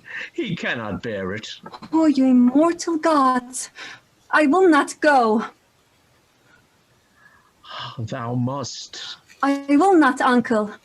I have forgot my father. I know no touch of consanguinity, no kin, no love, no blood, no soul so near me as the sweet Troilus. Oh, you gods divine, make Cressida's name the very crown of falsehood if ever she leave Troilus. Time, force, and death, do to this body what extremes you can. But the strong base and the building of my love is as the very center of the earth, drawing all things to it. I'll go in and weep. Do. tear my bright hair, scratch my praised cheeks, crack my clear voice with sobs, and break my heart with sounding Troilus. I will not go from Troy. Be moderate. Be moderate. Why tell me of moderation? The grief is fine, full, perfect that I taste, and violented in a sense as strong as that which caused it. How can I moderate it? If I could temporize with my affection or brew it to a weak or colder palate, the like allayment could I give my grief. My love admits no qualifying dross. No more my grief in such a precious loss. Here he comes. Oh, Troilus, Troilus! Is it true that I must go from Troy? A hateful truth. What, and from Troilus too? From Troy and Troilus. Is it possible? And suddenly, where injury of chance puts back leave taking, jostles roughly by at all time of pause, rudely beguiles our lips of all rejoinder, forcibly prevents our locked embrasures, strangles our dear vows, even in the birth of our own laboring breath. We two, that with so many thousand sighs did buy each other, must poorly sell ourselves with the rude brevity and discharge of one. Injurious time, now with a robber's haste, crams his rich thievery up. He knows not how. As many farewells as be stars in heaven, with distinct breath and consigned kisses to them, he fumbles up into a loose adieu, and scans us with a single famished kiss, distasted with the salt of broken tears. My lord, is the lady ready? Hark, you are called.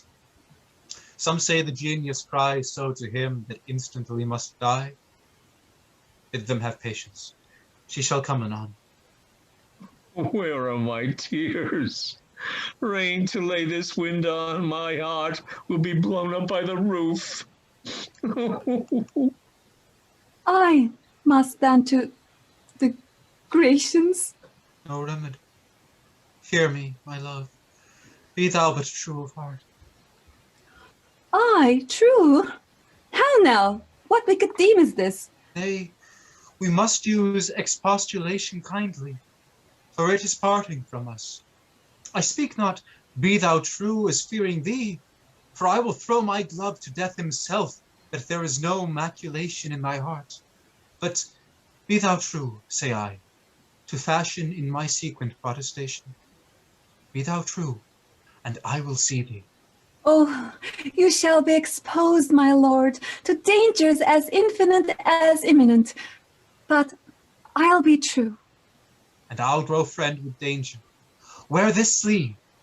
And you this glove. Where shall I see you? I will corrupt the Grecian sentinels. I will corrupt the Grecian sentinels to give thee nightly visitation. But yet, be true. Oh, heavens, be true again? Hear why I speak it, love.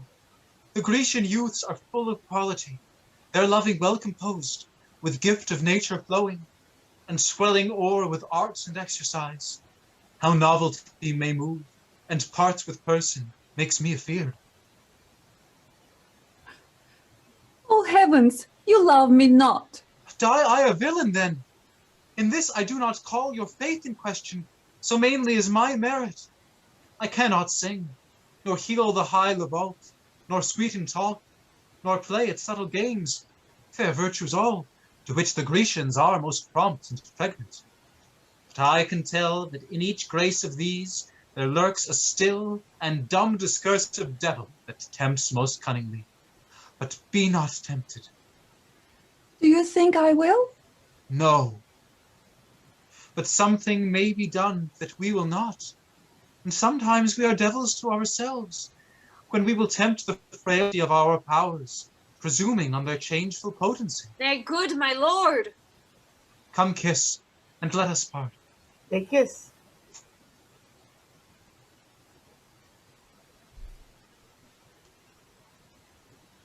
Brother Troilus! Brother Troilus! Good brother, come you hither, and bring Aeneas and the Grecian with you. My lord, will you be true?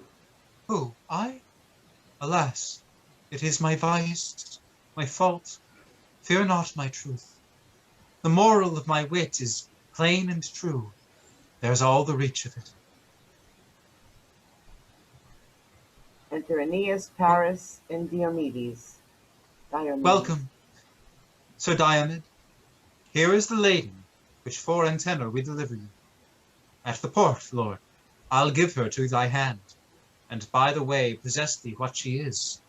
Entreat her fair, and, by my soul, fair Greek, if e'er thou stand at mercy of my sword, name Cressida, and thy life shall be as safe as Priam is in Ilium.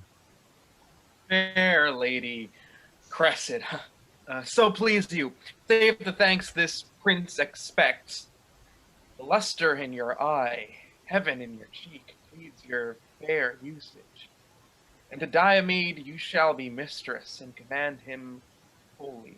Grecian, thou dost not use me courteously, to shame the zeal of my petition to thee in praising her. I tell thee, Lord of Greece, she is as far high-soaring o'er thy praises as thou unworthy to be called her servant. I charge thee use her well, even for my charge. For, by the dreadful Pluto, if thou dost not, though by the great bulk Achilles be thy guard, I'll cut thy throat. Oh, be not moved, Prince Troilus. Let me be privileged by my place and message to be a speaker free. When I'm hence, I'll answer to my lust. I know you, Lord, I'll nothing do on charge. To her own worth she shall be prized. But that you say, be it so, I speak it in my spirit and honor. Come to the port.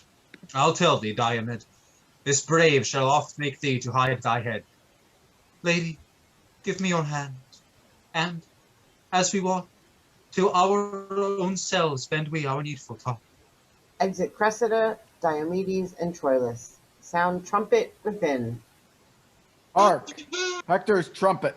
How have we spent this morning? The prince must think me tardy and remiss that swore to ride before him to the field. 'Tis Troilus' fault. Come, to field with him.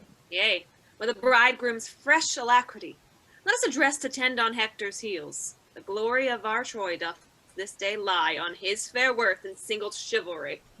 Exeunt. Scene 3. The Grecian camp, lists set out. Enter Ajax armed, Achilles, Thersites, Agamemnon, Ulysses, Nestor, and more Greek soldiers and trumpeter. Here art thou an appointment fresh and fair, anticipating time with starting courage. Give with thy trumpet a loud note to Troy, thou dreadful Ajax, that the appalled air may pierce the head of the great combatant and hail him hither.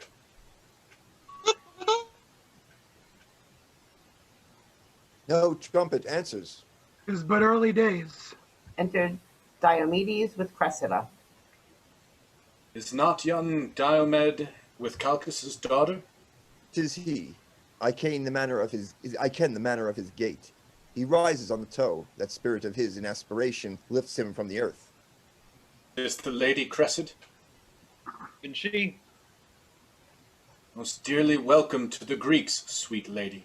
He kisses her. Our general doth salute you with a kiss. Yet is the kindness but particular. 'Twere better she were kissed in general. And very courtly counsel, I'll begin. He kisses her. So much for Nestor. I'll take that winter from your lips, fair lady. Achilles bids you welcome. He kisses her. Thersites kisses you too. May I, sweet lady, beg a kiss of you? Why beg then? Why, then, for Venus' sake, give me a kiss when Helen is a maid again. Why then? I am your debtor. Claim it when this due. Never is my day, and then a kiss of you. Lady, a word. I'll bring you to your father. Exeunt. Diomedes and Cressida. A woman of quick sense. Fie, fie upon her. There's language in her eye, her cheek, her lip. Nay, her foot speaks. Her wanton spirit looks out at every joint and motive of her body. Oh, these encounterers, so glib of tongue, that give a caustic welcome ere it comes, and wide unclasp the tables of their thoughts to ever tickling reader. Set them down for sluttish spoils of opportunity and daughters of the game. Flourish. A Trojan trumpet! Enter all of Troy. Hector armed, Aeneas, Troilus, soldiers and attendants. Yonder comes the troop. Hail, all the state of Greece! What shall be done to him that victory commands? Or do you purpose the victor shall be known? Will you the knights shall to the edge of all extremity pursue each other, or shall they be divided by any voice or order on the field? Hector bade ask. Which way would Hector have it? He cares not, he'll obey conditions. 'Tis done like Hector.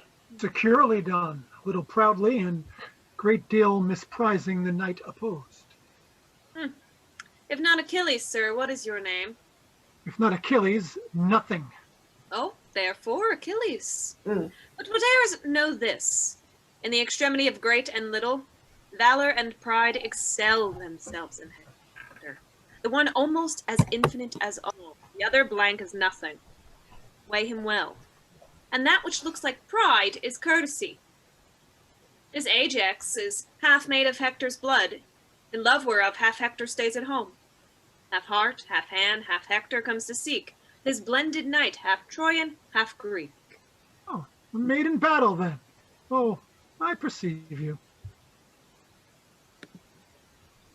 Here is Sir Diomed. Go, gentle knight, stand by our Ajax, as you and Lord Aeneas consent upon the order of the fight. So be it either to the utmost or else a breath. The combatants being kin, half stints their strife before their strokes begin. They are opposed already. What Trojan is the same that looks so heavy? The youngest son of Priam, a true knight, yet not mature, yet matchless firm of word, speaking in deeds and deedless in his tongue, not soon provoked, nor being provoked, soon calmed. His heart and hand both open and both free, for what he has, he gives. What thinks, he shows. Yet gives he not till judgment guide his bounty, nor dignifies and impair thought with breath. Manly as Hector, but more dangerous, for Hector in his blaze of wrath subscribes to tender objects, but he in heat of action is more vindictive than jealous love. They call him Troilus, and on him erect a second hope, as fairly built as Hector. Yes, thus says Aeneas, one that knows the youth even to his inches, and with private soul did in great Ilium thus translate him to me. Alarum, the fight begins. They are in action. Now, Ajax, hold thy own! Hector, thou sleepest. Awake thee. His blows are well disposed. There, Ajax! Trumpet cease. You must know more. Prince is enough, so please you. I am not warm yet. Let us fight again. As Hector pleases. Why, then I will no more. Thou art, great lord, my father's sister's son, a cousin German to great Priam's seed. The obligation of our blood forbids a gory emulation twixt us twain. Were thy commixtion Greek and Trojan, so that thou couldst say, this hand is Grecian all, and this is Trojan. The sinews of his leg all Greek, and this all Troy. By Jove, I swear that thou should not bear from me a Greekish member, wherein my sword had not impressure made on rank few of our rank feud. But the just gods gainsay that any drop thou borrowest from thy mother, my sacred aunt, should by my mortal sword be drained. Let me embrace thee, Ajax. By him that thunders, thou hast lusty arms. Hector would have them fall upon him thus. Cousin, all honor to thee. They embrace. I thank thee, Hector. Thou art too gentle and too free a man. I came to kill thee, cousin, and bear hence a great addition earned in thy death. There is expectance here from both the sides. What further will you do? We'll answer it. The issue is embracement. Ajax, farewell. They embrace again. Ah, if I might in entreaties find success, as seld I have the chance, I would desire my famous cousin to our Grecian tents. 'Tis Agamemnon's wish, and great Achilles doth long to see unarmed the valiant Hector. Aeneas, call my brother Troilus to me, and signify this loving interview to the expectors of our Trojan part. Desire them home. Aeneas speaks to the Trojans who exit, then he returns with Troilus. Give me thy hand, my cousin. I will go eat with thee and see your knights. Agamemnon and the rest come forward. Great Agamemnon comes to meet us here. The worthiest of them tell me name by name, but for Achilles, mine own searching eyes shall find him by his large and portly size. Worthy all arms, as welcome as to one that would be rid of such an enemy. But that's no welcome. Understand more clear. What's past and what's to come is strewed with husks and formless ruin of oblivion. But in this extant moment, faith and troth, strained purely from all hollow bias drawing, bid thee, with most divine integrity, from heart of very heart, great Hector, welcome. I thank thee, most imperious Agamemnon. My well-famed lord of Troy, no less to you. I have, thou gallant Trojan, seen thee oft, laboring for destiny, make cruel way through ranks of Greekish youth, and I have seen thee as hot as Perseus spur the Pygian steed, despising many forfeits and subduments. When thou hast hung thy advanced sword in the air, not letting it decline on the declined, that I have said to some my standers by, lo, Jupiter is yonder dealing life. And I have seen thee pause and take thy breath when that a ring of Greeks has hemmed thee in like an Olympian wrestling. This have I seen, but this thy countenance still locked in steel I never saw till now. I knew thy grandsire and once fought with him. He was a soldier good, but by Mars, the captain of us all, never like thee. Oh, let an old man embrace thee, and worthy warrior, welcome to our tent. 'Tis the old Nestor. Let me embrace thee, good old chronicle that has so long walked hand in hand with time. Most reverend Nestor, I am glad to clasp with thee. They embrace. I wonder now how yonder city stands when we have here her base and pillar by us. I know your favor, Lord Ulysses, well.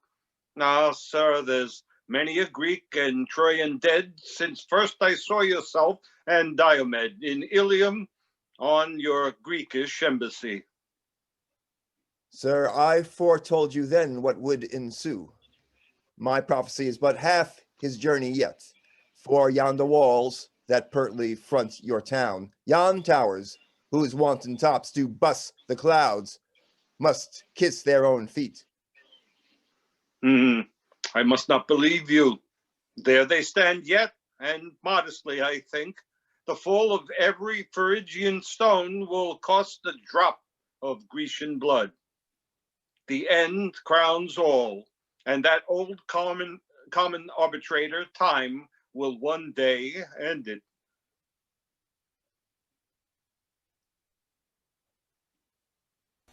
Ulysses. General, I beseech you next to feast with me and see me at my tent. I shall forestall thee, Lord Ulysses, thou. Now, Hector, I have fed mine eyes on thee. I have, with exact view, perused thee, Hector, and quoted joint by joint. Is this Achilles? I am Achilles. Stand fair, I pray thee. Let me look on thee. Behold thy fill. Nay, I have done already. Ah, thou art too brief. I will the second time, as I would by thee, view thee limb by limb. Oh, like a book of sport it'll read me o'er. But there's more in me than thou understandest. Why dost thou so oppress me with thine eye?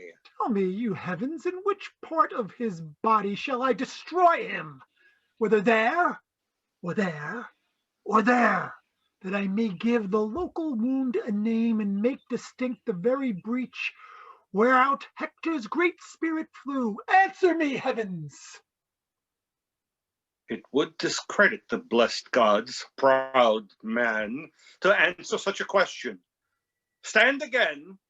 Think'st thou to catch my life so pleasantly as to prenominate in nice conjecture where thou wilt hit me dead? I will thee, yeah.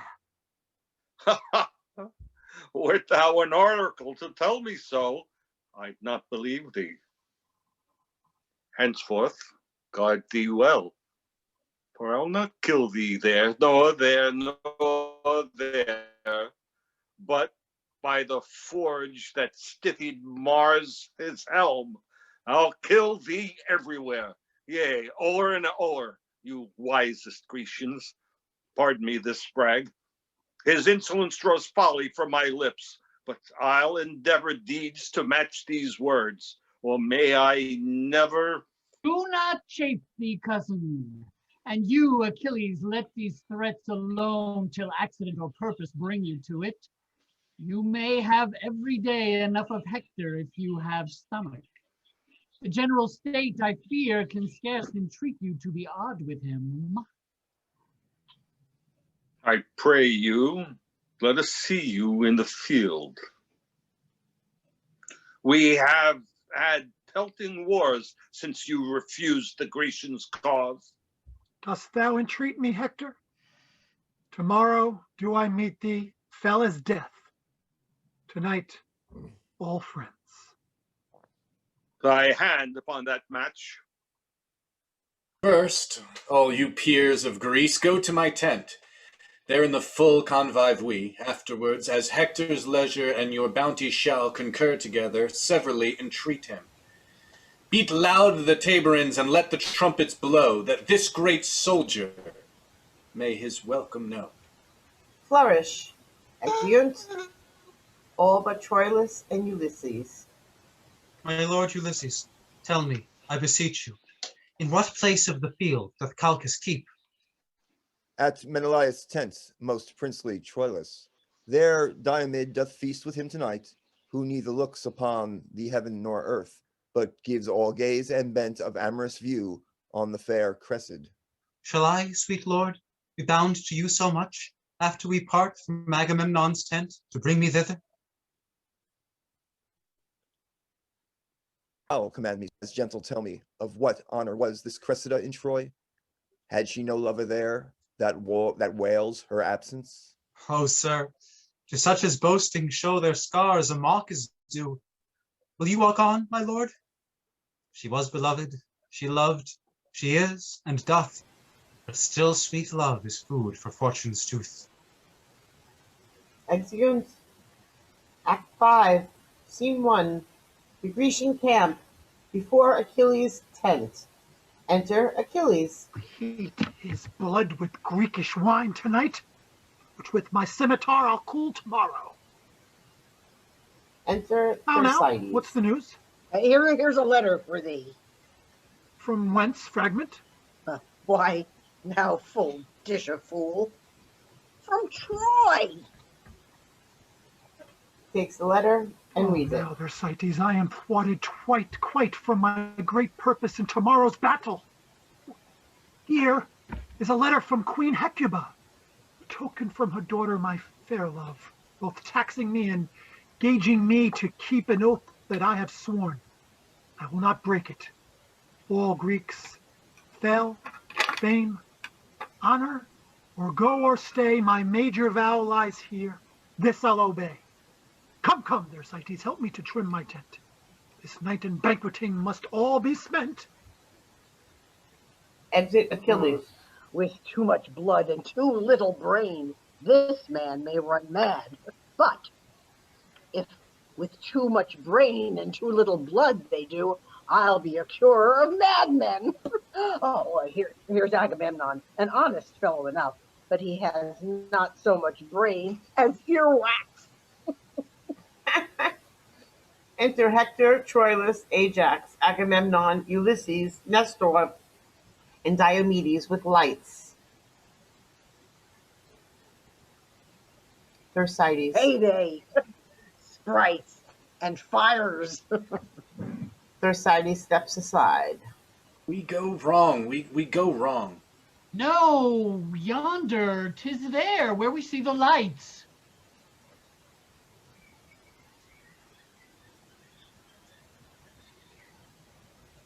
I trouble you.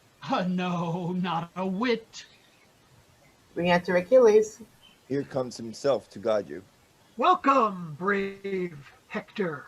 Welcome, princes all. So now, fair Prince of Troy, I bid good night. Ajax commands the guard to tend on you. Thanks, and good night to the Greeks general. Good night. Old Nestor tarries, and you too, Diomed. Keep Hector company an hour or two.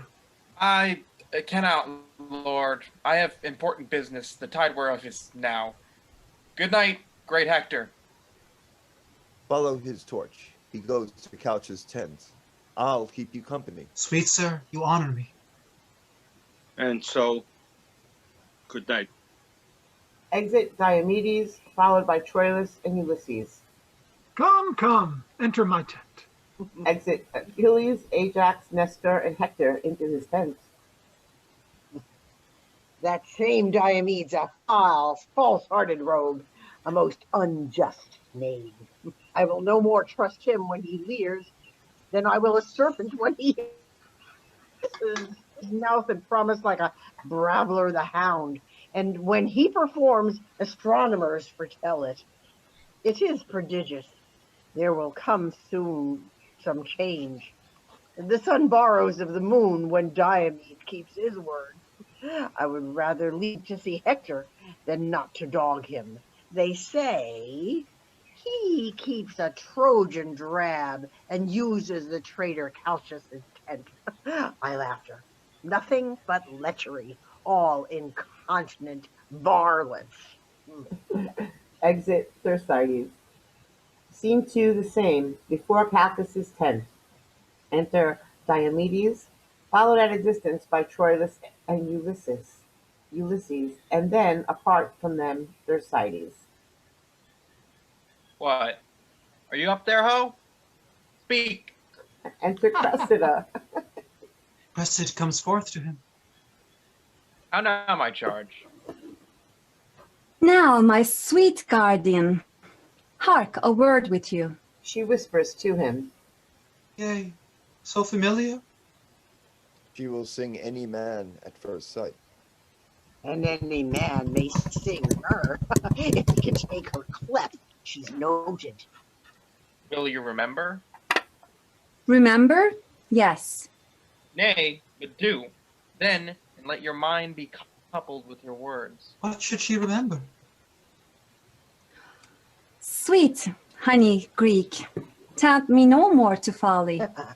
Roguery. Nay, then, I'll tell you what, Oh, come, Telepin, you are forsworn.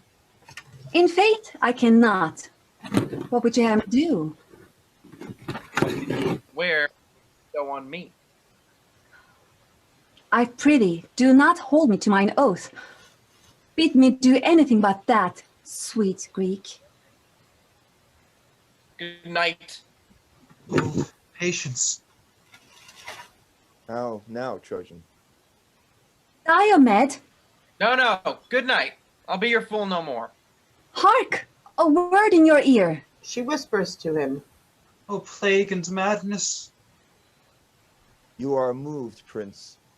Let us depart, I pray you, lest your displeasure should enlarge itself to wrathful terms. This place is dangerous, the time right deadly. I beseech you, go.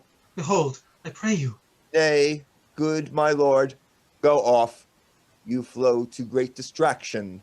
Come, my lord, you have not patience. I pray you, stay.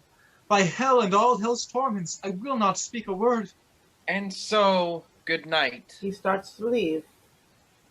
Nay, but you pardon anger. Guardian, why Greek? Foe, adieu, you palter. In faith, I do not. Come hither once again. You shake, my lord, at something. Will you go? You will break out. He strokes his cheek. Nay, stay. By Jove, I will not speak a word. There is between my will and all offences a guard of patience. Stay a little while. Oh, how the devil's fat rump and potato finger tickles these together. But will you, then? In faith, I will, La. Never trust me else. Give me some token for the surety of it. Cressida pulls out Troilus's sleeve. Oh, now the pledge. Now. Here, Diomed, keep the sleeve. Oh, beauty, where is thy faith? You look upon that sleeve? Behold it well. He loved me. Oh, false wench, give it me again. She snatches the sleeve from Diomedes. Whose was it? It does not matter now, I had again. I will not meet with you tomorrow night. I prithee, Diomed, visit me no more. Now she sharpens. Well said, Whetstone. I shall have it. What, this? I, that. Oh, all you gods, oh pretty pledge. Thy master now lies thinking on his bed of thee and me, and sighs and takes my glove and gives memorial dainty kisses to it as I kiss thee. She kisses the sleeve, and Diomedes steals it from her. Nay, do not snatch it from me. He that takes that doth take my heart withal. I had your heart before. This follows it. I did swear patience. You shall not have it, Diomed. Faith, you shall not. I'll give you something else. I will have this. Whose was it? It is no matter. Come, tell me whose it was. 'Twas one that loved me better than you will. But now you have it. Take it. Whose was it? By old Diana's waiting woman yond, and by herself, I will not tell you whose. Tomorrow will I wear it on my helm, and greet his spirit that dares not challenge it. Wert thou the devil and worshiped it on thy horn, it should be challenged. Well, 'tis done, 'tis past, and yet it is not. I will not keep my word. Why then, farewell. Thou shalt not mock Diomed again. He starts to leave. You shall not go. One cannot speak a word, but it straight starts with you. I do not like this fooling. Nor I, by Pluto, but that likes not you pleases me best. What? Shall I come? The hour? I come. O Jove, do come. I shall be plagued. Farewell till then. Good night. I prithee come. Exit Diomedes. Troilus, farewell. One eye yet looks on thee, but with my heart the other eye doth see. Oh, poor our sex! This fault in us I find. The error of our eye directs our mind. What error leads must err. Oh, then conclude. Minds swayed by eyes are full of turpitude. Exit Cressida. A proof of strength. She could not publish more, lest she said, "My mind is now turned whore." All's done, my lord. It is. Why stay we then? To make a recordation to my soul of every syllable that here was spoke. If I tell how these two did coact, shall I not lie in publishing a truth? Sith yet there is a credence in my heart, an esperance so obstinately strong, that doth invert the attest of eyes and ears, as if those organs had deceptious functions, created only to calumniate. Was Cressida here? She was not, sure. Most sure she was. Let it not be believed for womanhood. Think, we had mothers. Do not give advantage to stubborn critics, apt, without a theme for deprivation, to square the general sex by Cressida's rule. Rather, think this not Cressida.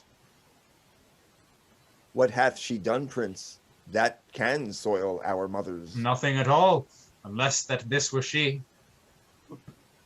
Will he swagger himself out on his own eyes? This she? No. This is Diomedes, Cressida. If beauty have a soul, this is not she.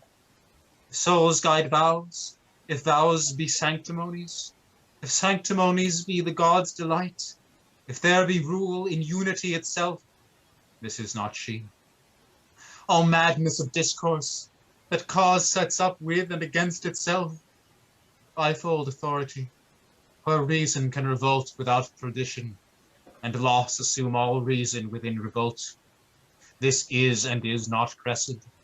Within my soul there doth conduce a fight of this strange nature, that a thing inseparate divides more wider than the sky and earth, and yet the spacious breadth of this division admits no orifice for a point as subtle as Ariadne's broken woof to enter. Instance, O instance, strong as Pluto's gates, Cressida's mine, tied with the bonds of heaven. Instance, O instance, strong as heaven itself, the bonds of heaven are slipped, dissolved, and loosed, and with another knot, 5-finger tied, the fractions of her faith, orts of her love, the fragments, scraps, the bits and greasy relics of her o'er-eaten faith are given to Diomed. May worthy Troilus be half attached with that which here his passion doth express. Ay, Greek, and that shall be divulged well in characters as red as Mars his heart inflamed with Venus. Never did young man fancy with so eternal and so fixed a soul. Hark, Greek, as much as I do pressed love, so much by weight hate I her Diomed. That sleeve is mine that he'll bear on his helm. Were it a casque composed by Vulcan's skill, my sword should bite it. Not the dreadful spout which shipmen do the hurricano call, constrained in mass by the almighty sun, shall dizzy with more clamor Neptune's ear in his descent than shall my prompted sword falling on Diomed. He'll tickle it for his concubine. O Cressida! O false Cressida! False! false, false. Let all untruths stand by thy stained name, and they'll seem glorious. Shh, oh, contain yourself. Your passion draws ears hither. Enter Aeneas.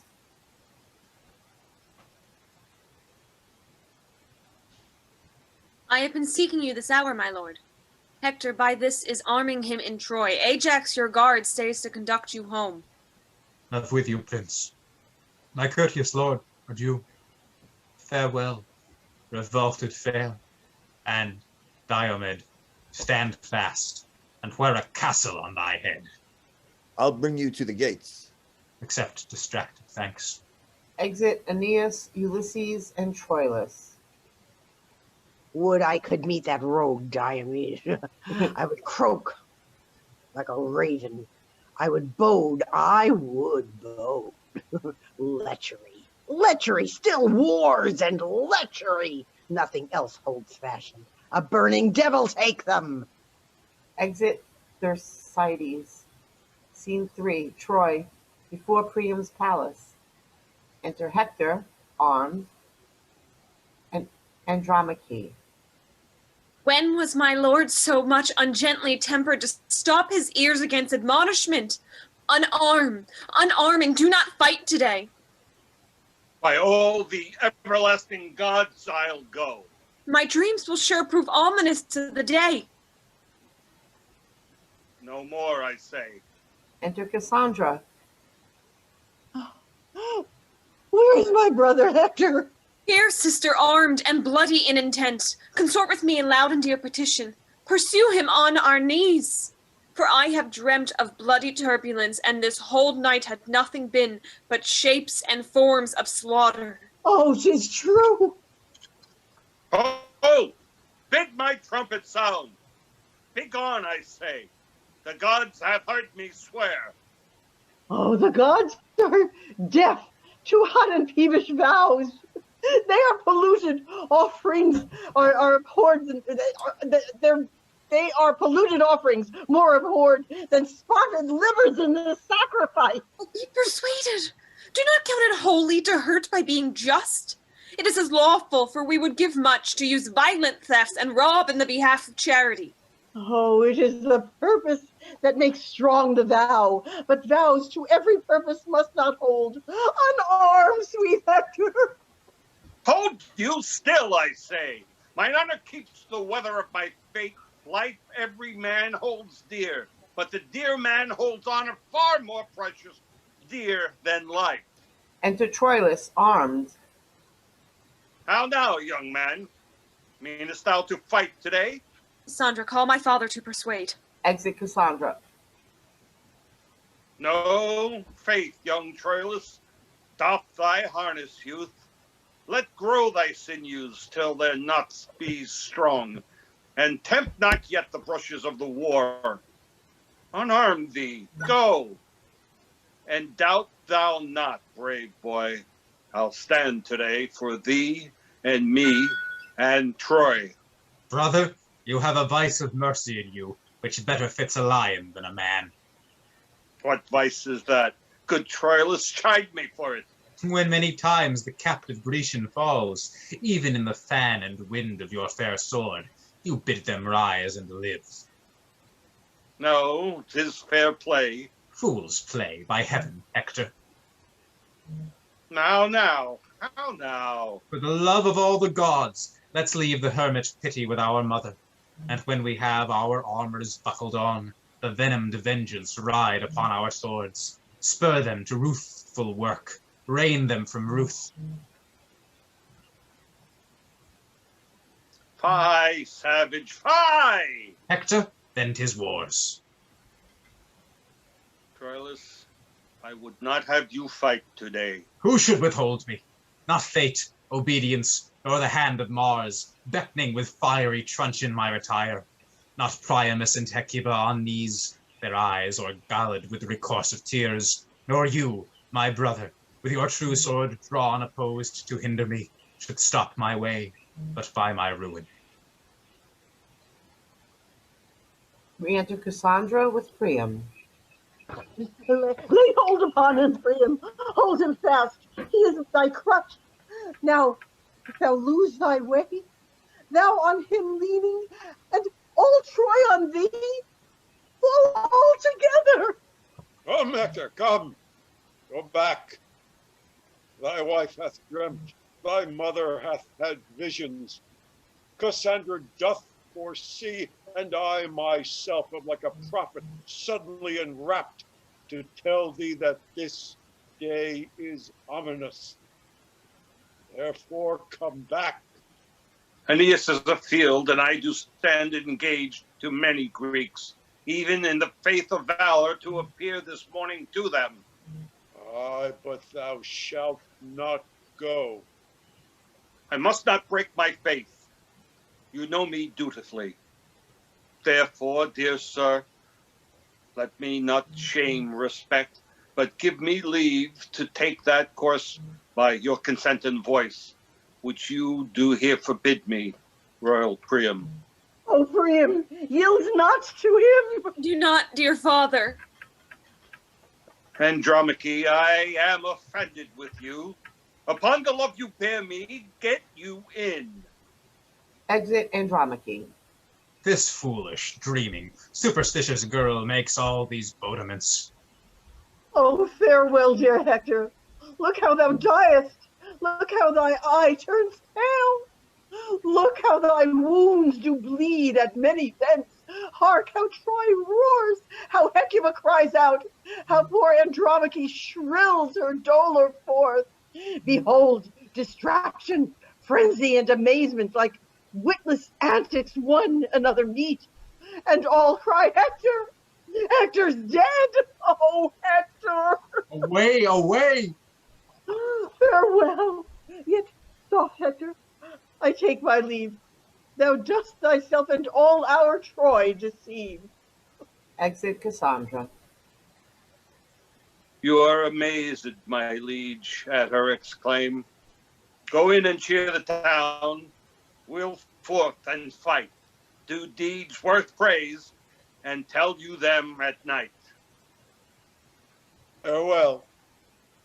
The gods with safety stand about thee. Exit Priam and Hector at separate doors. Alarum. They are at it. Hark, proud Diomed, believe. I come to lose my arm or win my sleeve. Enter Pandarus with a paper. Do you hear, my lord? Do you hear? What now? Here's a letter come from yon poor girl. Troilus snatches the letter and tears it up, throwing the pieces in the air. Words, words, mere words. No matter from the heart. The effect doth operate another way. Go, wind, to wind, there turn and change together. My love with words and errors still she feeds, but edifies another with her deeds. Exeunt. Scene 4. Plains between Troy and the Grecian camp. Alarum. Excursions. Enter Thersites. Now they are clapper-clawing one another. I'll go look on. That dissembling, abominable varlet, Diomedes, has got the same scurvy, doting, foolish young knave's sleeve of Troy there in his helm. I would fain see them meet, that same young Trojan ass that loves the whore. There might send that Greekish whore masterly villain with the sleeve back to the dissembling luxurious drab of a sleeveless errand. Enter Diomedes and Troilus pursuing him. Soft. Here comes sleeve and other. Thersites moves aside. Fly not, for shouldst thou take the river Styx, I would swim after. Thou dost miscall retire. I do not fly, but advantageous care withdrew me from the odds of multitude. Have at thee. They fight. Hold thy horse, Grecian. Now for thy whore, Trojan. Now the sleeve! Now the sleeve! Diomedes and Troilus exit fighting. Enter Hector.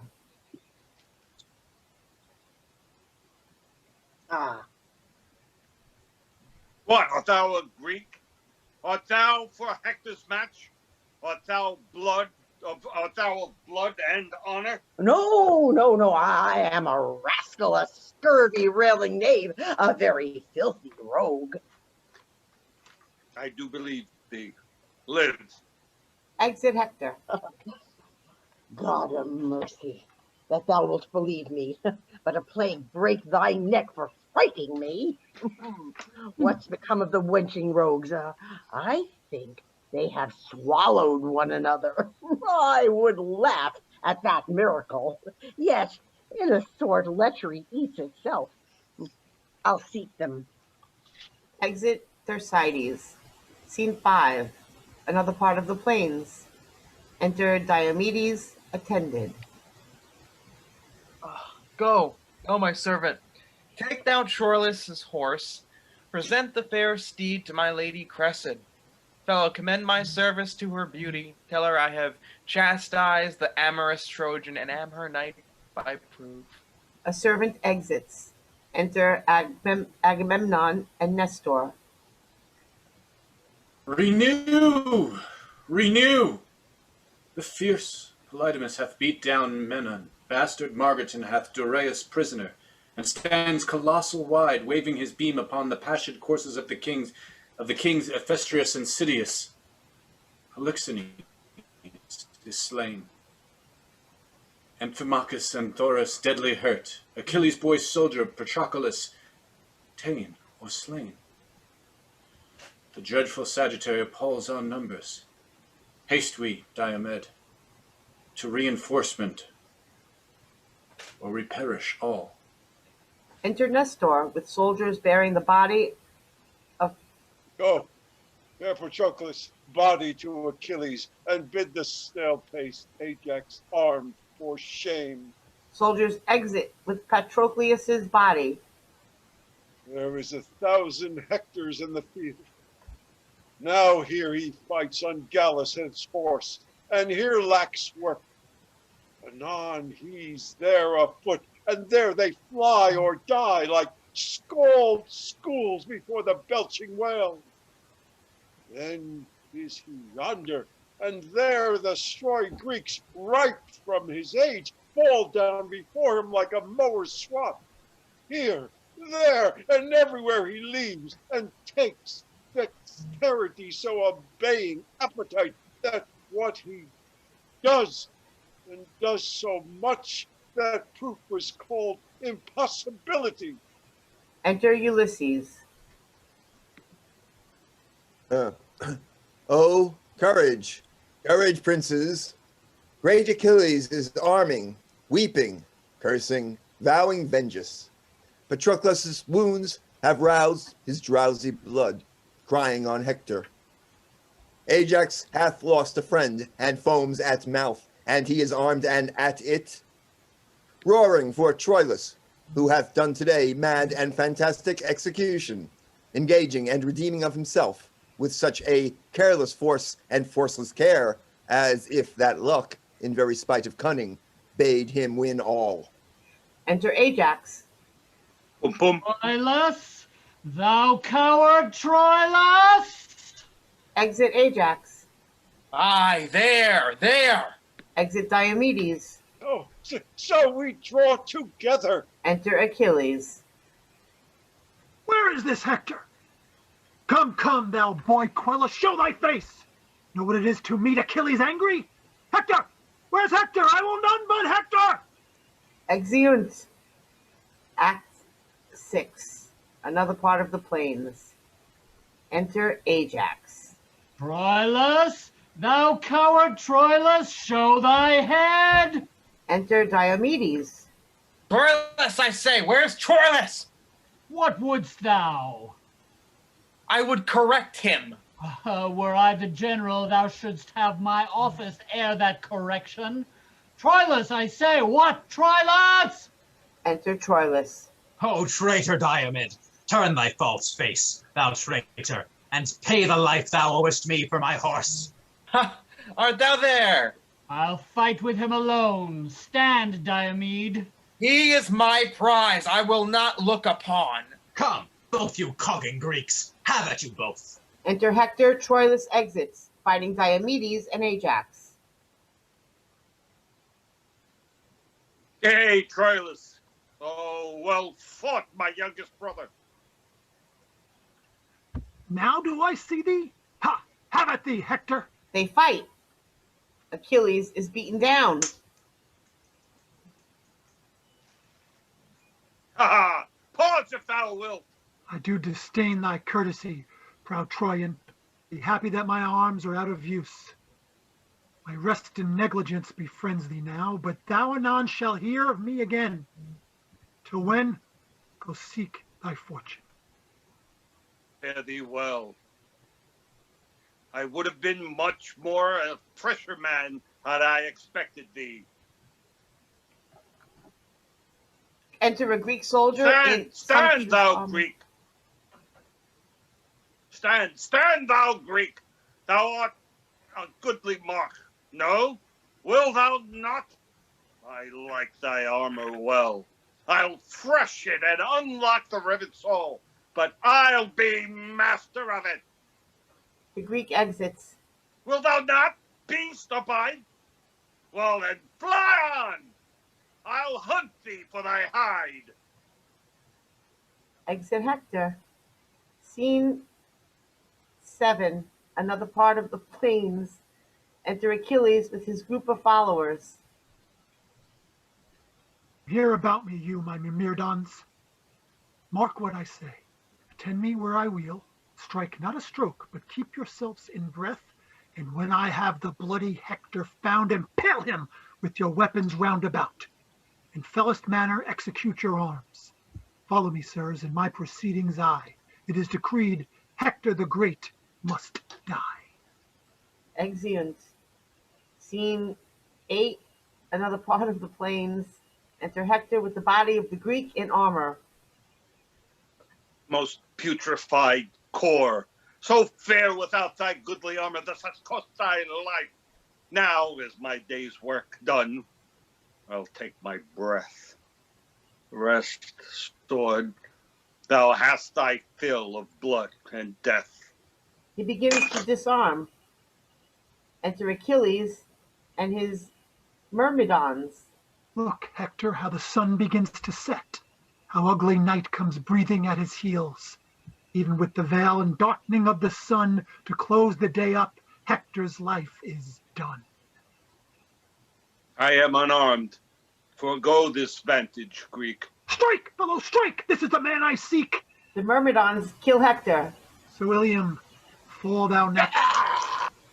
Come, Troy, sink down. Here lies thy heart, thy sinews and thy bone. O Myrmidons, and cry you all, Amain, Achilles hath the mighty Hector slain. Retreat sounded from both armies. Hark! Retire upon our Grecian port. The Trojan trumpets sound the like. The dragon wing of night o'erspreads the earth, and stickler-like the army separates. My half-sucked sword that frankly would have fed, pleased with this dainty bait, thus goes to bed. He sheathes Come. his sword. Tie this body to my horse's tail. Along the field I would the Trojan trail. Exeunt with the body. Scene 9. Another part of the plains. Sound retreat. Enter Agamemnon, Ajax, Nestor, Diomedes, and the rest, marching to the beat of drums, shout within. Pum pum. Hark! Hark! What shout is this? Peace! Drums! The drums cease. Achilles, Achilles, Hector's stain, Achilles. True it is, Hector slain, and by Achilles. If it be so, yet bragless let it be. Great Hector was as good a man as he. March patiently along. Let one be sent to pray Achilles see us at our tent. If in his death the gods have us befriended, great Troy is ours, and our sharp wars are ended. Exeunt marching. Scene 10, another part of the field. Enter Aeneas, Paris, and Trojan soldiers. Stand ho! Yet are we masters of the field, never go home. Here starve we out the night. Enter Troilus. Hector is slain. Hector, the gods forbid. The gods He's forbid. dead. He's dead, and at the murderer's horse's tail, in beastly sort, dragged through the shameful field. Frown on, you heavens, effect your rage with speed. Sit, gods, upon your thrones, and smite at Troy. I say at once, let your brief plagues be mercy, and linger not our sure destructions on. My lord, you do discomfort all the host. You understand me not that tell me so. I do not speak of flight, of fear, of death, but dare all imminence that gods and man address their dangers in. Hector is gone. Who shall tell Priam so? Or Hecuba? Let him that will a screech owl I be called, go into Troy and say there Hector's dead. There is a word, will Priam turn to stone? Make wells and Niobes of the maids and wives? Cold statues of the youth and, in a word, scare Troy out of itself. But march away. Hector is dead. There is no more to say. Stay yet, you vile, abominable tents, thus proudly pitched upon our Phrygian plains. Let Titan rise as early as he dare. I'll through and through you, and, thou great-sized coward, no space of earth shall sunder our two hates. I'll haunt thee like a wicked conscience still, that mouldeth goblins swift as frenzy's thoughts. Strike a free march to Troy, with comfort go, hope of revenge shall hide our inward woe. Exeunt. End of play. Yay! Yay! Yay, Troy.